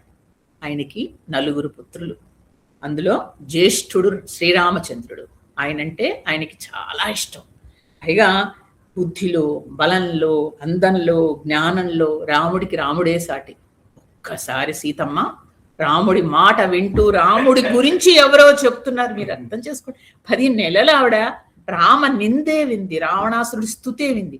అలాంటిది తన ప్రాణప్రదమైన రాముడి గురించి ఎవరో చెప్తూ ఉంటే, మావగారి గురించి చెప్తుంటే ఈ జడ ఇవన్నీ వదిలేసి ఇలా చూస్తోంది. ఎక్కడి నుంచి వస్తోంది మాట, అన్ని వైపులు తిరిగి చూస్తోంది, తెలియట్లేదు ఎక్కడి నుంచి అనేది చూసుకుంటోంది. అందులో తన భాష, తన ఊరి భాష, పైగా తన అత్తగారింట్లో కూడా అదే అత్తగారింట్లో ప్రజలు కూడా అవే మాట్లాడతారు. అలాంటి మైథిలి ప్రాకృతం అంత మృదువుగా, అంత చక్కగా వినసొంపుగా ఉంది, వ్యాకరణ చక్కగా ఉంది, అలా ఉందిట. పైగా ఏంటిట ఎంత చక్కగా మాట్లాడుతున్నాడంటే జోలపాటలా ఉంటారు రాక్షస స్త్రీలకి.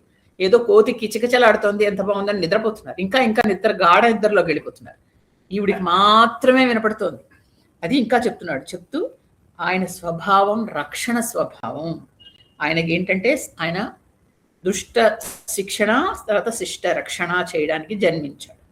అలాంటి శ్రీరామచంద్రుడు తన తండ్రి కోరికతో అప్పుడు భార్య సీతాదేవి తర్వాత తమ్ముడు లక్ష్మణుడితో కలిసి వనవాసానికి వెళ్ళాడు. ఆయన ఎక్కడా కైకాదేవి ప్రసక్తి తేలేదు. చూడండి, రామ కథ ఎన్నిసార్లు చెప్పబడుతుంది సుందరకాండానికి. అంత సుందరం అంటారు. ఒక్కొక్కళ్ళు చెప్పిన దానికి తేడా వస్తుంది. ఎక్కడ ఎంత చెప్పాలో అక్కడ అంతే చెప్తారు. ఇక్కడ ఇంత అవసరం కాబట్టి ఇంత.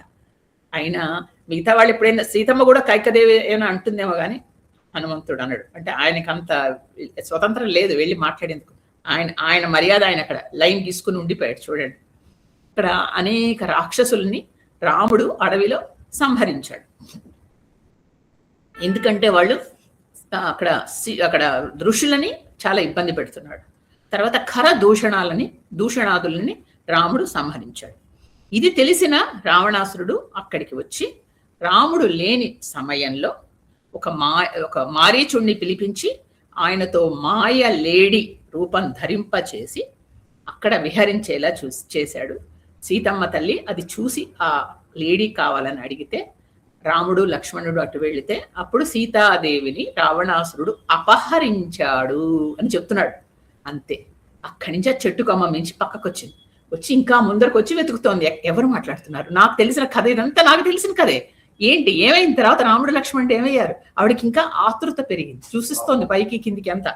అప్పుడు చెప్తున్నాడు, శ్రీరామ లక్ష్మణులు ఆశ్రమానికి వచ్చి సీతమ్మ కనపడక అక్కడంతా వెతికి తర్వాత కిష్కిందాపురం చేరారు. అక్కడ సుగ్రీవుడు అనే మిత్రుడి సహాయం తీసుకున్నారు. ఆయనకి ఆ సుగ్రీవుడు అన్నయ్య వాలికి యుద్ధం జరిగితే అందులో వాలిని సంహరించి సుగ్రీవుణ్ణి రాజుగా చేశారు. ఎంత కావాలో అంతే చెప్తున్నాడు. చూడండి, వింటూ ఉండండి మీరు.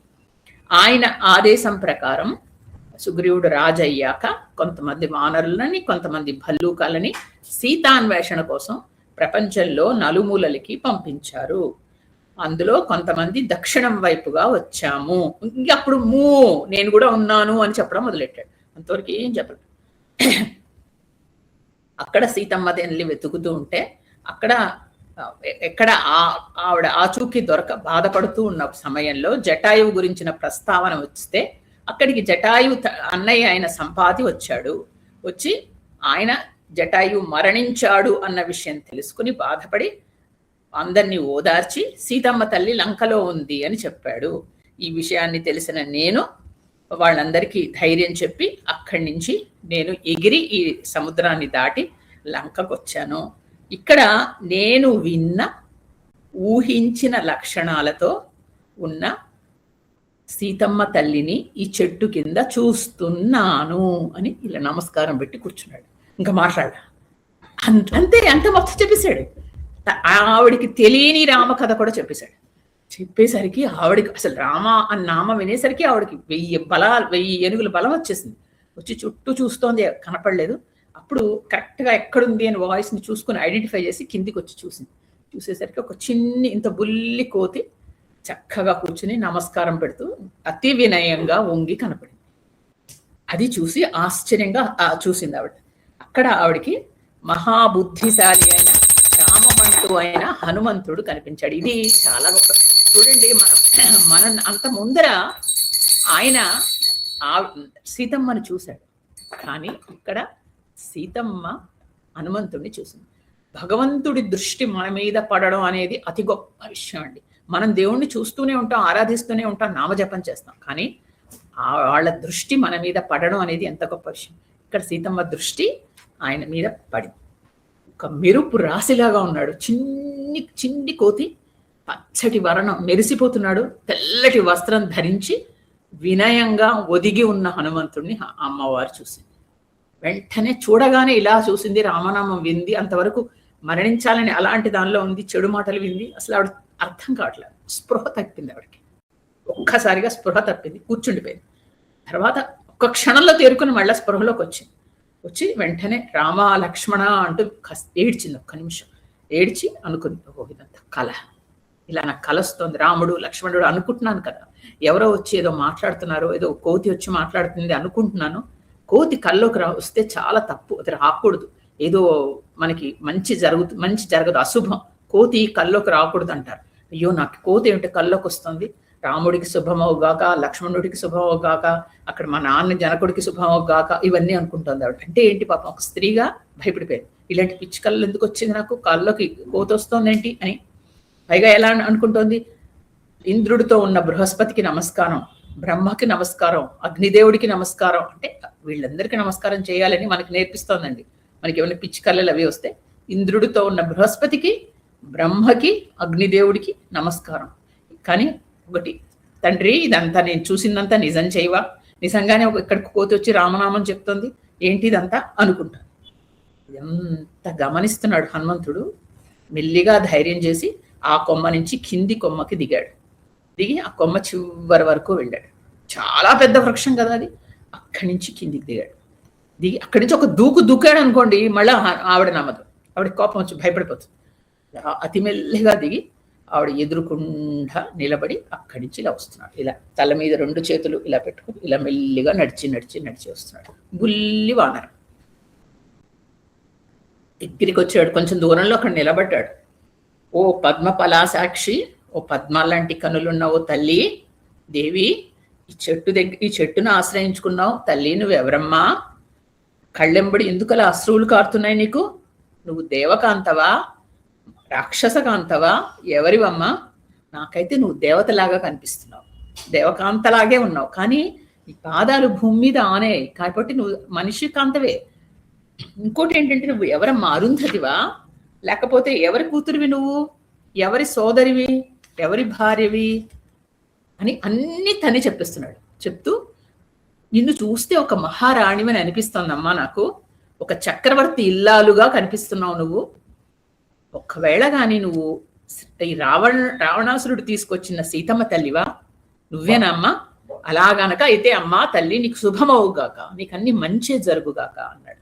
దయచేసి చెప్పమ్మా అంటున్నాడు. కానీ ఆయన కళ్ళెంబడి ఆనందాశ్రువులు రాలిపోతున్నాయండి. అంటే ఇలా ఎదురు చూస్తున్నాడు అమ్మవారి కోసం, వెతికి ఇంత సముద్రాన్ని దాటొచ్చాడు. ఆవిడ ఎదురుకుండా చూశాడు, కాకుండా ఎదురుకుండా నిలబడి ఆవిడతో మాట్లాడే ఒక గొప్ప యోగం దొరికింది. అది ఎంత కష్టమైందండి, అలాంటిది దొరికింది అనేసరికి అది చెప్పలేం. అది నిజానికి చెప్పడం ఏంటో తెలుసా, శ్రీరామచంద్రుడు పరబ్రహ్మము అంటారు. పరబ్రహ్మం అంటే ఆయనకి నిజానికి పేరే లేదు, అన్నింటినీ సృష్టించిన ఆయన పరబ్రహ్మం. అయితే సీతమ్మ తల్లి బ్రహ్మ విద్య. ఆ బ్రహ్మ విద్యని చూడడం, దగ్గరికి వెళ్ళడం అనేది అసంభవం కదండి. బ్రహ్మ విద్య అంటే పరబ్రహ్మాన్ని గురించి చెప్పేది బ్రహ్మ విద్య.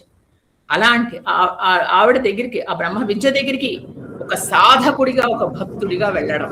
ఎలా వెళ్ళగలిగాడు ఆయన, రాముడి తారక మంత్రాన్ని ఆయన ఉపాసన చేస్తున్నాడు. ఉంగరం అనే చేతిలో పెట్టి తారక మంత్రాన్ని ఇచ్చాడు. దాన్ని ఉపాసన చేసి రామ మంత్రాన్ని ఆయన వచ్చాడు కాబట్టి అర్హత వచ్చింది ఆయనకి. ఆ బ్రహ్మ విద్య దగ్గరికి వచ్చే అర్హత సంపాదించుకొని ఒక భక్తుడిగా, ఒక సాధకుడిగా వచ్చి అమ్మవారిని, బ్రహ్మ విద్యని దర్శించగలిగాడు అంటారు. ఎంత గొప్ప విషయం కదా. అమ్మవారి దగ్గరికి ఎదురు పడి ఆవిడతో మాట్లాడగలగడం ఒక గొప్ప విషయం. అలాగా వచ్చాడు. వచ్చి ఇవన్నీ చెప్పేసరికి అమ్మ దయచేసి నువ్వెవరో చెప్పమ్మా అంటూ అడుగుతున్నాడు. వెంటనే సీతమ్మ సంతోషించింది ఇవన్నీ విని. నా దగ్గరికి వచ్చి ఒకళ్ళు రామదూతగా వచ్చి ఇలా మాట్లాడుతున్నాడు అని వెంటనే అంది, నేను భూమండలాల్ని ఏలిన ఒక గొప్ప మహారాజు అయిన దశరథుడి కోడల్ని అని చెప్పింది. ఇది సంప్రదాయం అండి. ఎవరైనా ఆడదాన్ని నువ్వెవరమ్మా అంటే ముందర మామగారిది చెప్పాలి. అంతేగా నేను ఫలానా వాళ్ళ కూతుర్ని అని కాదు, ఫలానా వాళ్ళ కోడల్ని అని చెప్పడం మర్యాద. తర్వాత విదేహరాజైన జనకుడికి కూతురిని, మహాబల సంపన్నుడైన శ్రీరామచంద్రుడి ఇల్లాలని అని చెప్పి. ఇందులో చెప్పాను కదా, అనేక రామాయణాల్లో ఒక్కొక్క దానిలో ఒక్కొక్కటి. ఇది మనకి వాల్మీకి రామాయణంలో ఇచ్చేశారు. ఇంకొక రామాయణంలో రాస్తారు, నేను భూమండలాల్ని ఏలిన గొప్ప మహారాజు దశరథుడిని కోడల్ని అంటే అని అంది. ఆవిడ మనసులో అనుకుంటుందట, ఆ దశరథుడే కనుక ఇప్పుడు ఉంటే ఈ పాటికి నన్ను ఎప్పుడో ఈ చెర నుంచి విడిపించేవాడు. ఎందుకంటే అంత గొప్ప మహారాజు వచ్చి ఎప్పుడో నన్ను చెర నుంచి విడిపించేవాడు, ఆయన లేడు మా మామగారు, అందుకని ఈ విధంగా నేను ఉండిపోవాల్సి వచ్చింది అనుకుందట. తర్వాత విదేహరాజు అయిన జనకుడి కూతురుని అంది. మా నాన్నగారికి దేహభ్రాంతి లేదు. ఆయన రాజర్షి కదండి, ఆయనకి ఇలాంటివి ఉండవు. ఆయనకి వేటి మీద ఆసక్తి అలాంటివి ఉండవు. అలాంటి వాడి కూతుర్ని కదా, ఆయన ఏం పెద్ద పట్టించుకోడు, అందుకని ఆయన పట్టించుకోడు నన్ను అని చెప్పడంట. ఇక 3, మహాబల సంపన్నుడైన శ్రీరామచంద్రుడి ఇల్లాలని, అంటే నన్ను నేను రక్షించుకోను, శ్రీరామచంద్రుడే వచ్చి అంత బల సంపన్నుడు తన భార్యని రక్షించుకోవాలి అని అర్థం. కాబట్టి ఈ సుందరకాండకి మామూలుగా ఉన్న పద్యాల్లో ఒక్కళ్ళకి ఒక్కొక్క అర్థాలు తడుతూ ఉంటాయి, ఒక్కొక్కటి ఒకటి రాస్తూ ఉంటారు. అందులో కొన్ని అద్భుతంగా అనిపించినవి తప్పకుండా నేను మీకు చెప్తూ ఉంటాను. అలాగా తర్వాత ఆవిడంది, అయోధ్యలో 12 సంవత్సరాలు హాయిగా గడిపాం మేము, మా వివాహం అయిన తర్వాత శ్రీరామచంద్రుడు నేను. తర్వాత శ్రీరామచంద్రుడు తండ్రి అయిన మా మామగారు తన భార్య కైకేయికి ఇచ్చిన మాటకు కట్టుబడి నా భర్త రాజ్యాన్ని వదిలి అడవికి బయలుదేరాడు. ఆయనతో పాటు ఆయనదే లోకమని నేను ఆయనతో వచ్చాను. సుమిత్ర తల్లి కొడుకు లక్ష్మణుడు కూడా మమ్మల్ని అనుసరించాడు. తర్వాత మేము అడవిలో ఉన్నప్పుడు నన్ను మాయోపాయంతో రావణాసురుడు ఇక్కడికి అపహరించి తీసుకొచ్చాడు. ఇప్పుడేమో నాకు 2 మాసాలు గడువు ఇచ్చాడు.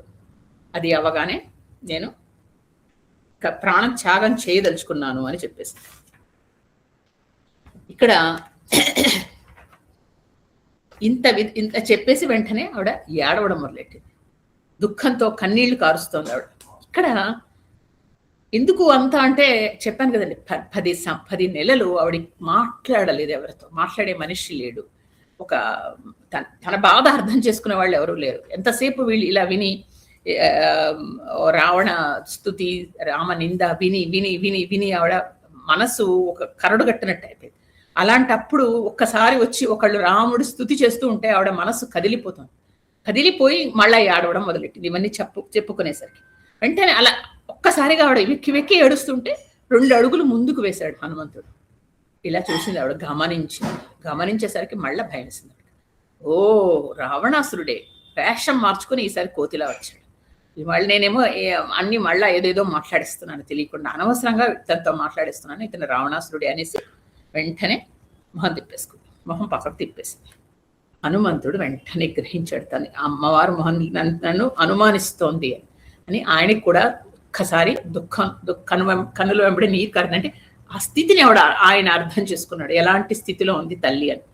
అమ్మా, నేను రామదూతనమ్మా, నీకు రాముడి సందేశాన్ని తెచ్చాను తల్లి, ప్రభువు కుశలంగా ఉన్నాడమ్మా అని ముఖ్యంగా ఆ మాట చెప్పేశాడు. ఎందుకంటే ఆవిడ దానికోసం ఎదురు చూస్తోందనే విషయం తెలుసు.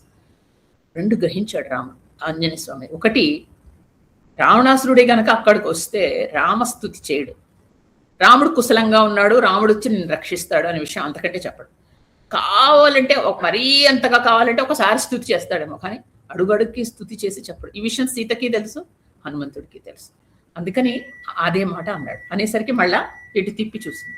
అప్పుడు మళ్ళా చెప్తున్నాడు, తల్లి వేదాలు ఎవరినైతే పొగుడుతాయో ఆయన సకల శాస్త్ర పారంగతుడు శ్రీరామచంద్రుడు, ఆయన నీ క్షేమం అడిగాడమ్మా. శ్రీరామచంద్రుని సోదరుడు, అనుచరుడు, నీకు కొడుకుతో సమానమైన లక్ష్మణుడు నీకు తల వంచి నీ పాదాభివందనం చేస్తూ నమస్కారాలు చెప్పమన్నాడమ్మా అని చెప్పింది. అనేసరికి ఒక్కసారి ఆవిడకి ఒళ్ళు పులకరించింది. రాముడిని ఇలా పొగుడుతూ మాట్లాడుతున్నాడు, లక్ష్మణుని పొగుడుతూ మాట్లాడుతున్నాడు అని అప్పుడు అంది. బ్రతుకుంటే ఎప్పటికైనా శుభవార్తలు వినొచ్చు అని పెద్దవాళ్ళు ఎందుకంటారో నాకు ఇప్పుడు అర్థమవుతోంది. ఆయన పేరేంటో కూడా తెలియదు ఆవిడకి, ఎవరితో మాట్లాడుతోందో. ఒక వానరం వచ్చి మాట్లాడుతోంది ఇంత చక్కగా అని ఆవిడంది. నేను నిజంగా ఇప్పుడు మరణించుంటే ఏమయ్యేది? బ్రతికున్నాను కాబట్టే ఇలాంటి శుభవార్త వినగలిగాను, రాముడు ఆయన సుఖంగా ఉన్నాడు, ఆయన కుశలంగా ఉన్నాడు అనే మాట విన్నాను అని ఆవిడ ఒక్కసారిగా ఒళ్ళు పులకరించినట్టుగా అయిపోయింది. ఇప్పుడు హనుమంతుడు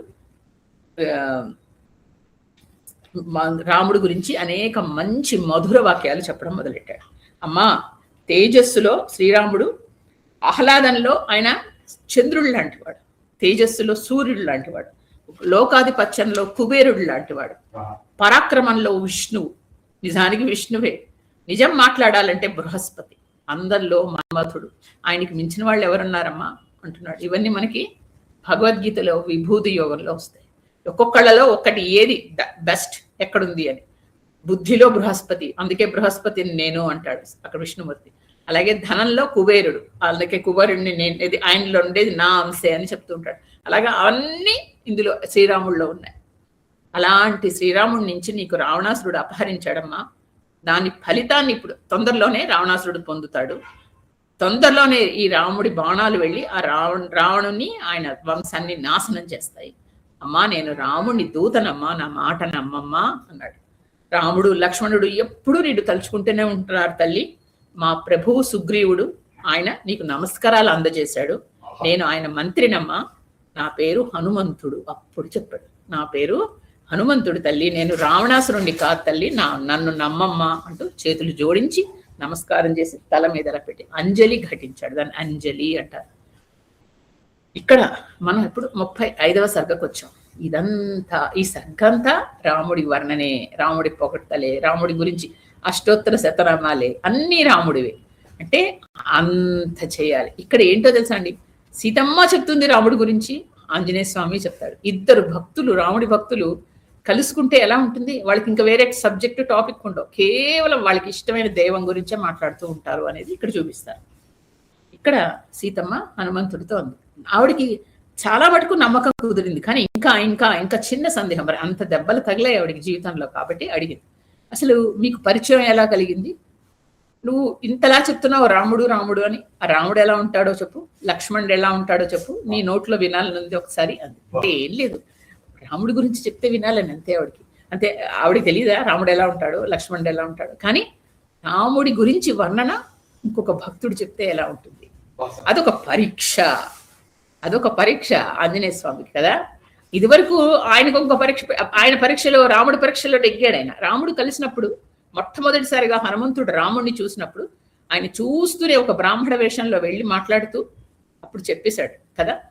ఆయన చూసి మాట్లాడుతూ ఉంటే ఆయన మాట్లాడిన 4-5 మాటల వెంటనే రాముడు చెప్పేశాడు, ఇతను వేదాంగాలు చదువుకున్నాడు లక్ష్మణ, మనతో మాట్లాడేవాడు ఎవడో కాదు, ఆయనకి రాని విద్య లేదు, ఇలాంటి దూతను, ఇలాంటి వాడిని మంత్రిగా పొందిన సుగ్రీవుడు ఎంత అదృష్టవంతుడు అన్నాడు కదా.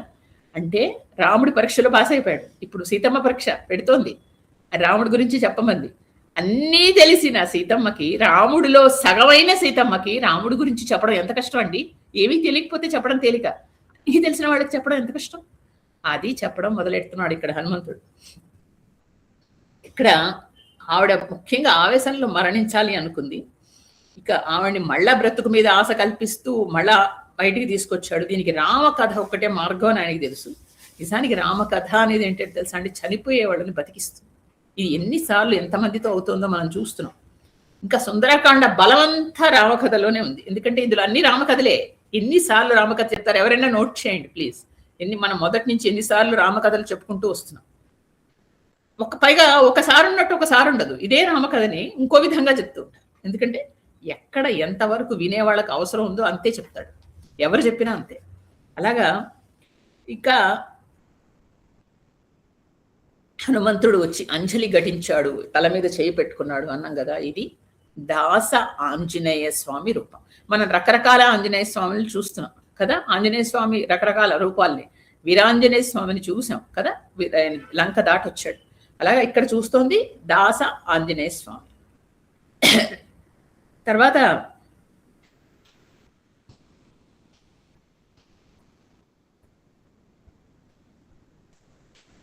సీతమ్మ తల్లిని ఇక్కడ శ్రీరామ బంటు చూసేలా చేసింది రామకథ. ఇంకొక విషయం, మనం ఈ రామకథ గురించి చెప్పుకుంటుంటే, జటాయు మరణించినప్పుడు ఆయన రెక్కలు తర్వాత ఆయన అన్ని కోసేసి కింద పడేశాడు. రావణాసురుడు కింద పడిపోయాడు. ఏమీ చేయలేని పరిస్థితుల్లో సీతమ్మని తీసుకెళ్తుంటే నిస్సహాయంగా చూస్తూ ఉండిపోయాడు జటాయు. వృద్ధ పక్షి ఏం చేస్తుంది, ఎదురు చూస్తోంది రాముడి కోసం. రాముడు వస్తే చెప్పాలి, రావణాసురుడు పట్టుకెళ్ళాడని తనే చెప్పాలి, ఇంకెవరు చెప్పేందుకు లేరని విషయం తెలుసు. ప్రాణాలని చిక్క పట్టుకుని ఎదురు చూస్తూ ఏం చేయగలడప్పుడు రామనామం చెప్పిస్తూ ఉన్నాడు. రామ రామ రామ రామ అంటున్నాడు. ఆ మాట వినే రాముడు అక్కడ వెతుకుతూ ఉన్నవాడు ఇక్కడ వరకు పక్షి దగ్గరికి వచ్చి జటాయువుని చూశాడు. అప్పటి వరకు జటాయువు ప్రాణాలు నిలబెట్టింది రామనామమే. రాముణ్ణి చూశాక, ఆయనతో విషయాలన్నీ వివరించాక ఇంకప్పుడు రామనామ స్మరణ చేయలేదు ఆయన. ఇంకా ఎందుకు, రాముడే ఆయన దగ్గరికి వచ్చాడు. రామనామం రాముడిని తీసుకొచ్చింది ఆయన దగ్గరికి. అందుకని ఆయన చేతిలో ప్రాణాలు వదిలేగా చేసింది. రామనామం గొప్ప అలాంటిదండి, అలా చేసింది. అలాంటి రామనామాన్ని ఆయుధంగా చేసుకొచ్చాడు హనుమంతుడు. కాబట్టి అంత ఒక మృత సంజీవని అంటారు ఈ రామచరిత్ర కానీ రామనామం కానీ చనిపోయే వాళ్ళని బ్రతికిస్తుంది అని. ఇక జరిగిన కథ అంతా ఆంజనేయ స్వామి చెప్పాడు కదా. జరగబోయేది త్రిజట చెప్పింది. త్రిజట ఏం చెప్పింది? ఫ్యూచర్ అంతా చెప్పింది. ఇలా అవుతుందమ్మా జాగ్రత్త, రావణాసుడు ఇలా అయిపోతాడని ఫ్యూచర్ చెప్పింది. పాస్ట్ టెన్స్ అంతా హనుమంతుడు చెప్పాడు. ఏం జరిగింది ఇంతవరకు తెలియదు. ఇక జరిగింది, జరగబోయేది పాస్ట్ టెన్స్, తర్వాత ఇప్పుడు ముందర ప్రెసెంట్ టెన్స్ అంతా సీతమ్మ చెప్తుంది. చూడండి రామకథ మనకి ఇక్కడ ఎన్ని విధాలుగా ఎన్ని రకాలుగా తిరుగుతుందో. ఇప్పుడు మళ్ళా చెప్తా. జరిగిన కథ హనుమంతుడు ఇక్కడ మనకి చెప్పాడు, జరగబోయేది త్రిజట చెప్పేసి, జరిగింది జరుగుతుంది ఇప్పుడు మనకి సీతమ్మ చెప్తాం. కాబట్టి బాలకాండ నుంచి అరణ్యకాండ వరకు సీతమ్మ చెప్తుంది. యుద్ధకాండ ఏమో త్రిజట చెప్పింది, హనుమంతుడు విన్నాడు.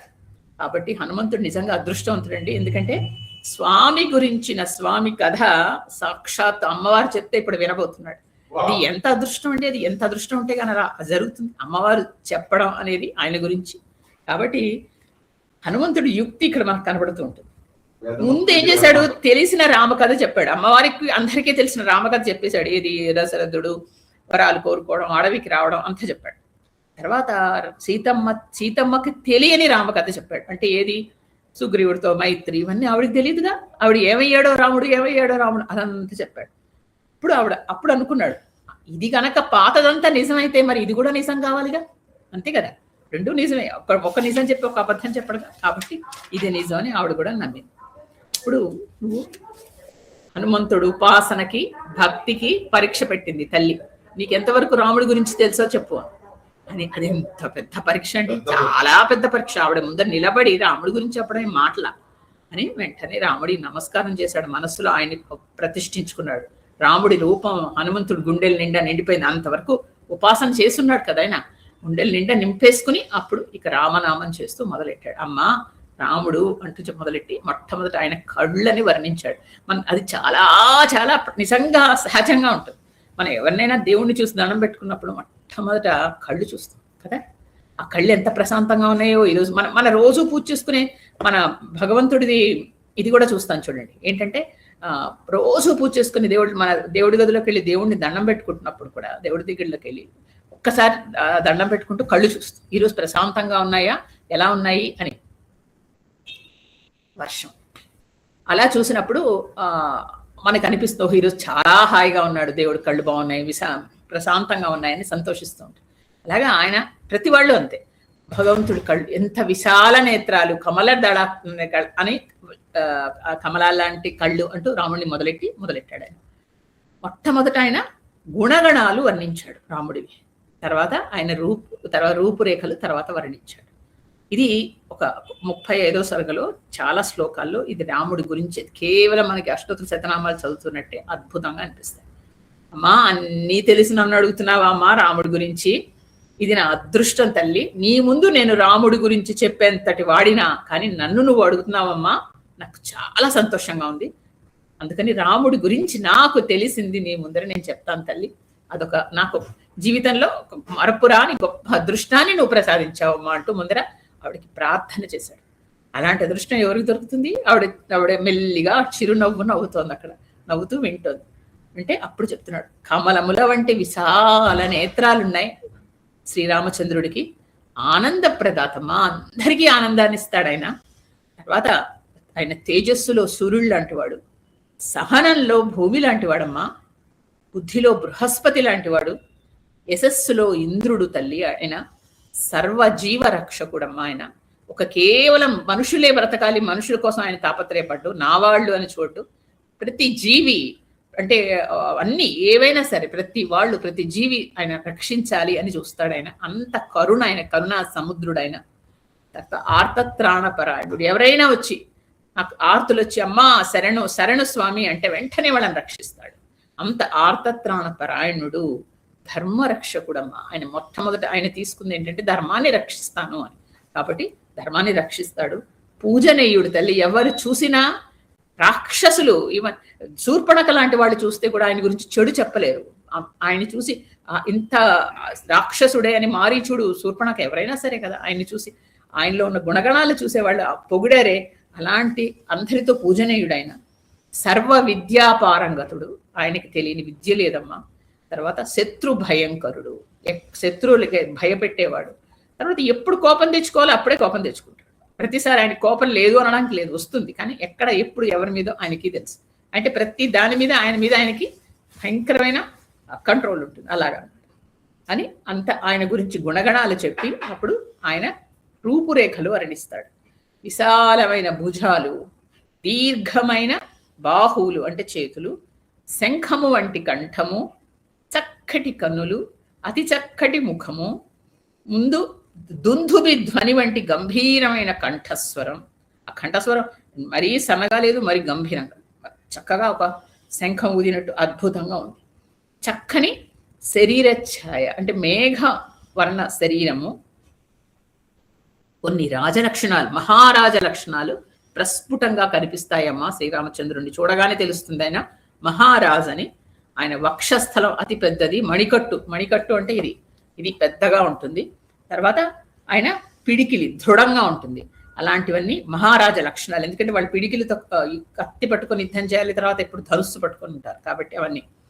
ఇక ఉన్నతమైన నాభి, వక్షస్థలము, శిరస్సు మీద 3 సుడులు ఉంటాయి ఆయనకి, మహా చక్రవర్తి లక్షణాలు అవన్నీ. తర్వాత అతి సంపన్నుడు అంటే ఒక మహా చక్రవర్తి కొడుకు కాబట్టి పొడవైన కనుబొమ్మలు, పొడవైన బాహువులు ఉన్నాయి. ఇక గంభీరమైన కంఠధ్వని, గంభీరమైన నడక, నాభి. ఇక తర్వాత నొసటి మీద, బొటని వేలు మీద, అరచేతుల్లో, అరికాళ్లలో 4 రేఖలు ఉంటాయండి. ఇది వేద పారంగతుడికి మాత్రమే ఉంటాయి. ఎక్కడెక్కడ? నుదుటి మీద, బొటన వేలు మొదట, తర్వాత అరచేతుల్లోనూ అరికాళ్లలోనూ 4 రేఖలు, ఇలా 4 రేఖలు ఉంటాయట. అది సకల వేదాలు తెలిసిన వాడికి మాత్రమే ఉంటాయి, ఆయనకు ఉన్నాయి. పైగా ఇవన్నీ ఆయన అరచెయ్యి ఇవన్నీ ఎక్కడ చూసాడు? అరికాలు హనుమంతుడు అంటే ఈయన సాముద్రిక లక్షణాలన్నీ తెలుసు. ఈ హనుమంతుడికి ఏం సకల శాస్త్రాలు తెలీదా? అన్ని శాస్త్రాలు తెలుసు. ఈయనకు సాముద్రిక శాస్త్రం కూడా బ్రహ్మాండంగా తెలిసింది. అందుకే కదా సీతమ్మని చూసి చెప్పాడు వీళ్ళిద్దరు ఒకళ్ళకొకళ్ళు సరిగా తగిన వాళ్ళు అని.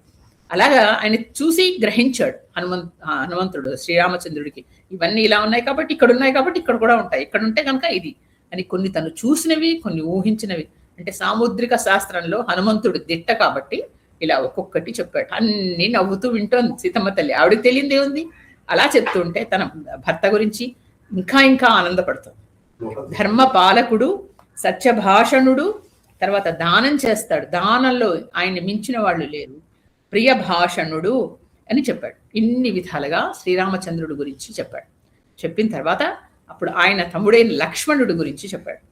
అనురాగంలోనూ, రూపంలోనూ, గుణంలోనూ, అన్నిట్లోనూ రాముడితో సమానుడు. అమ్మా ఒకే ఒక్క తేడా ఏంటంటే ఈయన నీలమేఘశ్యాముడైతే ఆయన బంగారు వన్నెలో ఉంటాడు తల్లి. అదొక్కటే తేడా వాళ్ళిద్దరిలో. మిగతా వాటి అన్నిట్లో అన్నని అనుసరిస్తాడు. ఒక తండ్రిలాగా అన్నని వదిలిని సేవించే గొప్ప సేవకుడు లక్ష్మణస్వామి అని చెప్పాడు.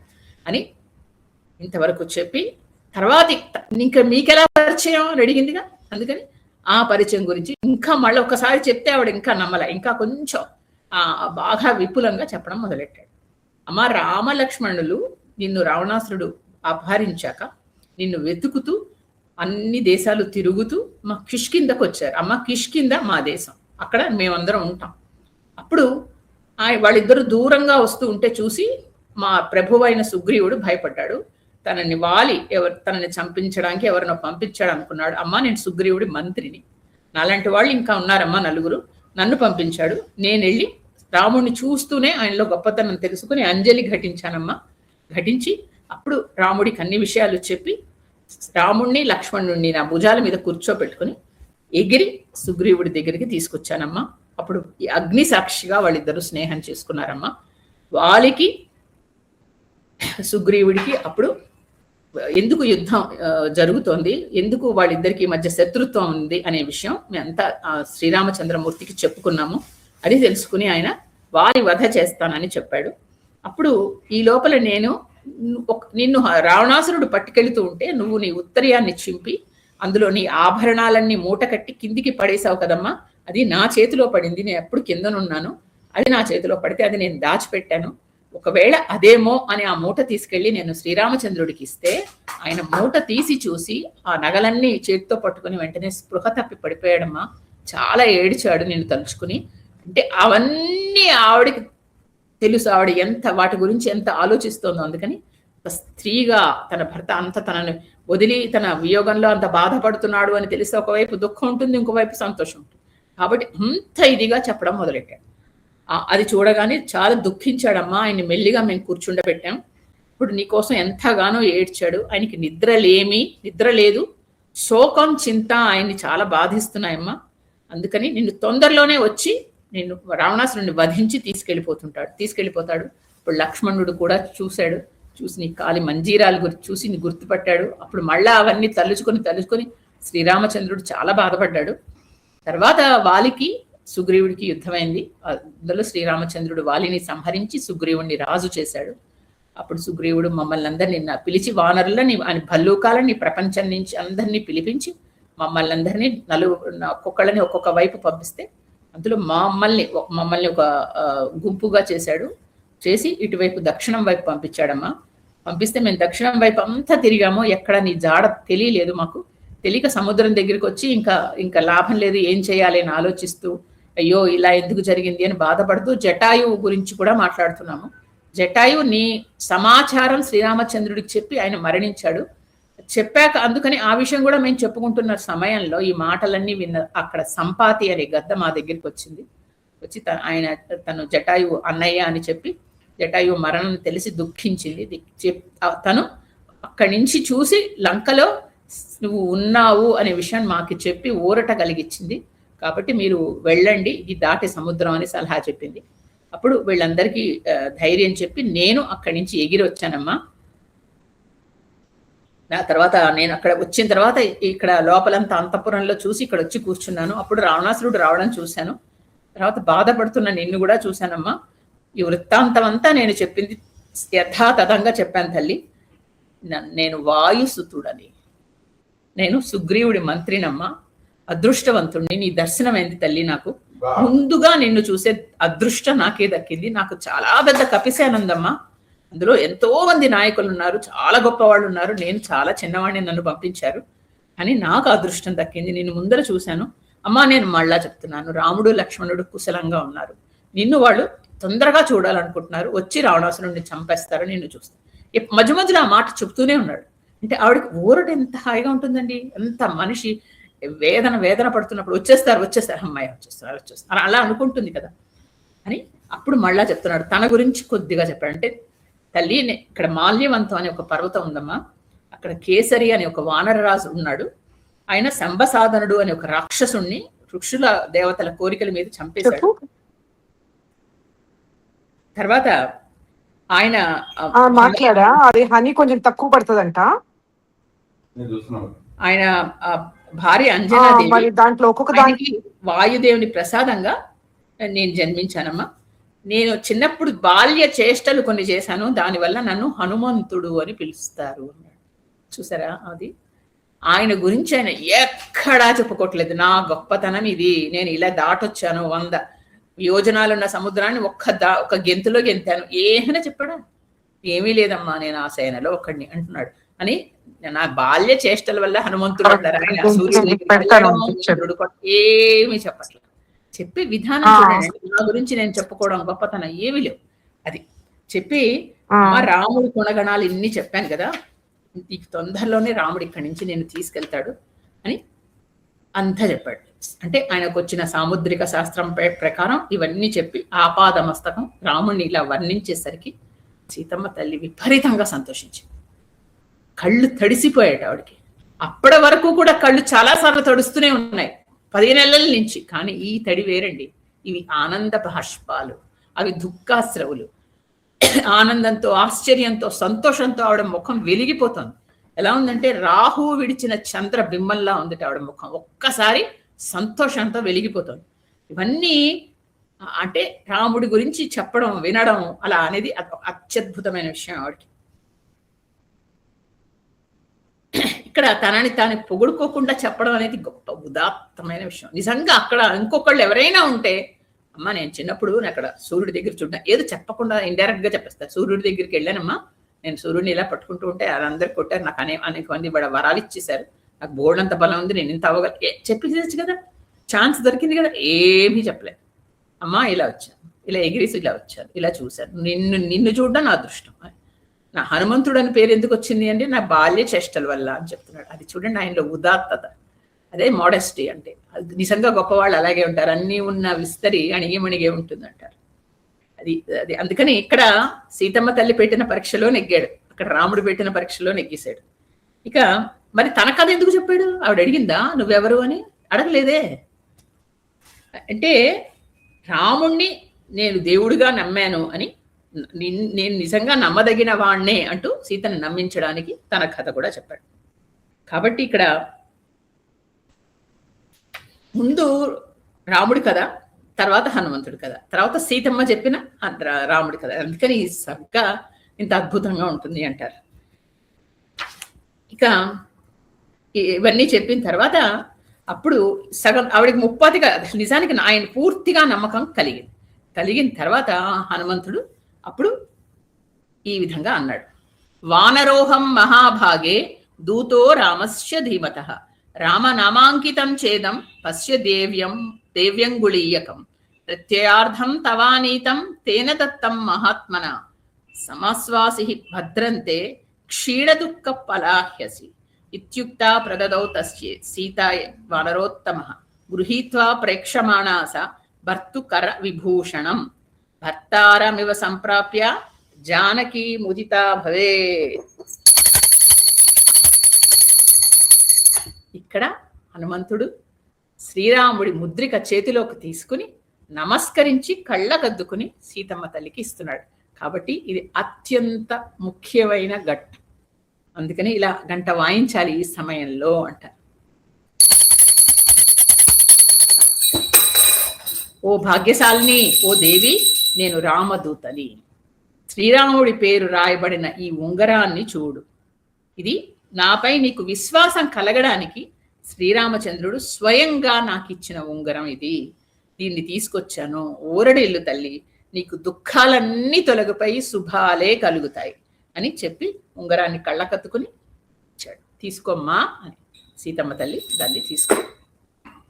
అది తీసుకునేసరికి ఆవిడ చెయ్యంతా ఇలా ఆ ఉంగరం తీసుకోగానే కళ్ళు ఇలా మెరిసిపోతున్నాయి, ఒళ్ళంతా జల్లు మంది ఆవిడకి ఆ ఉంగరం ముట్టుకోగానే.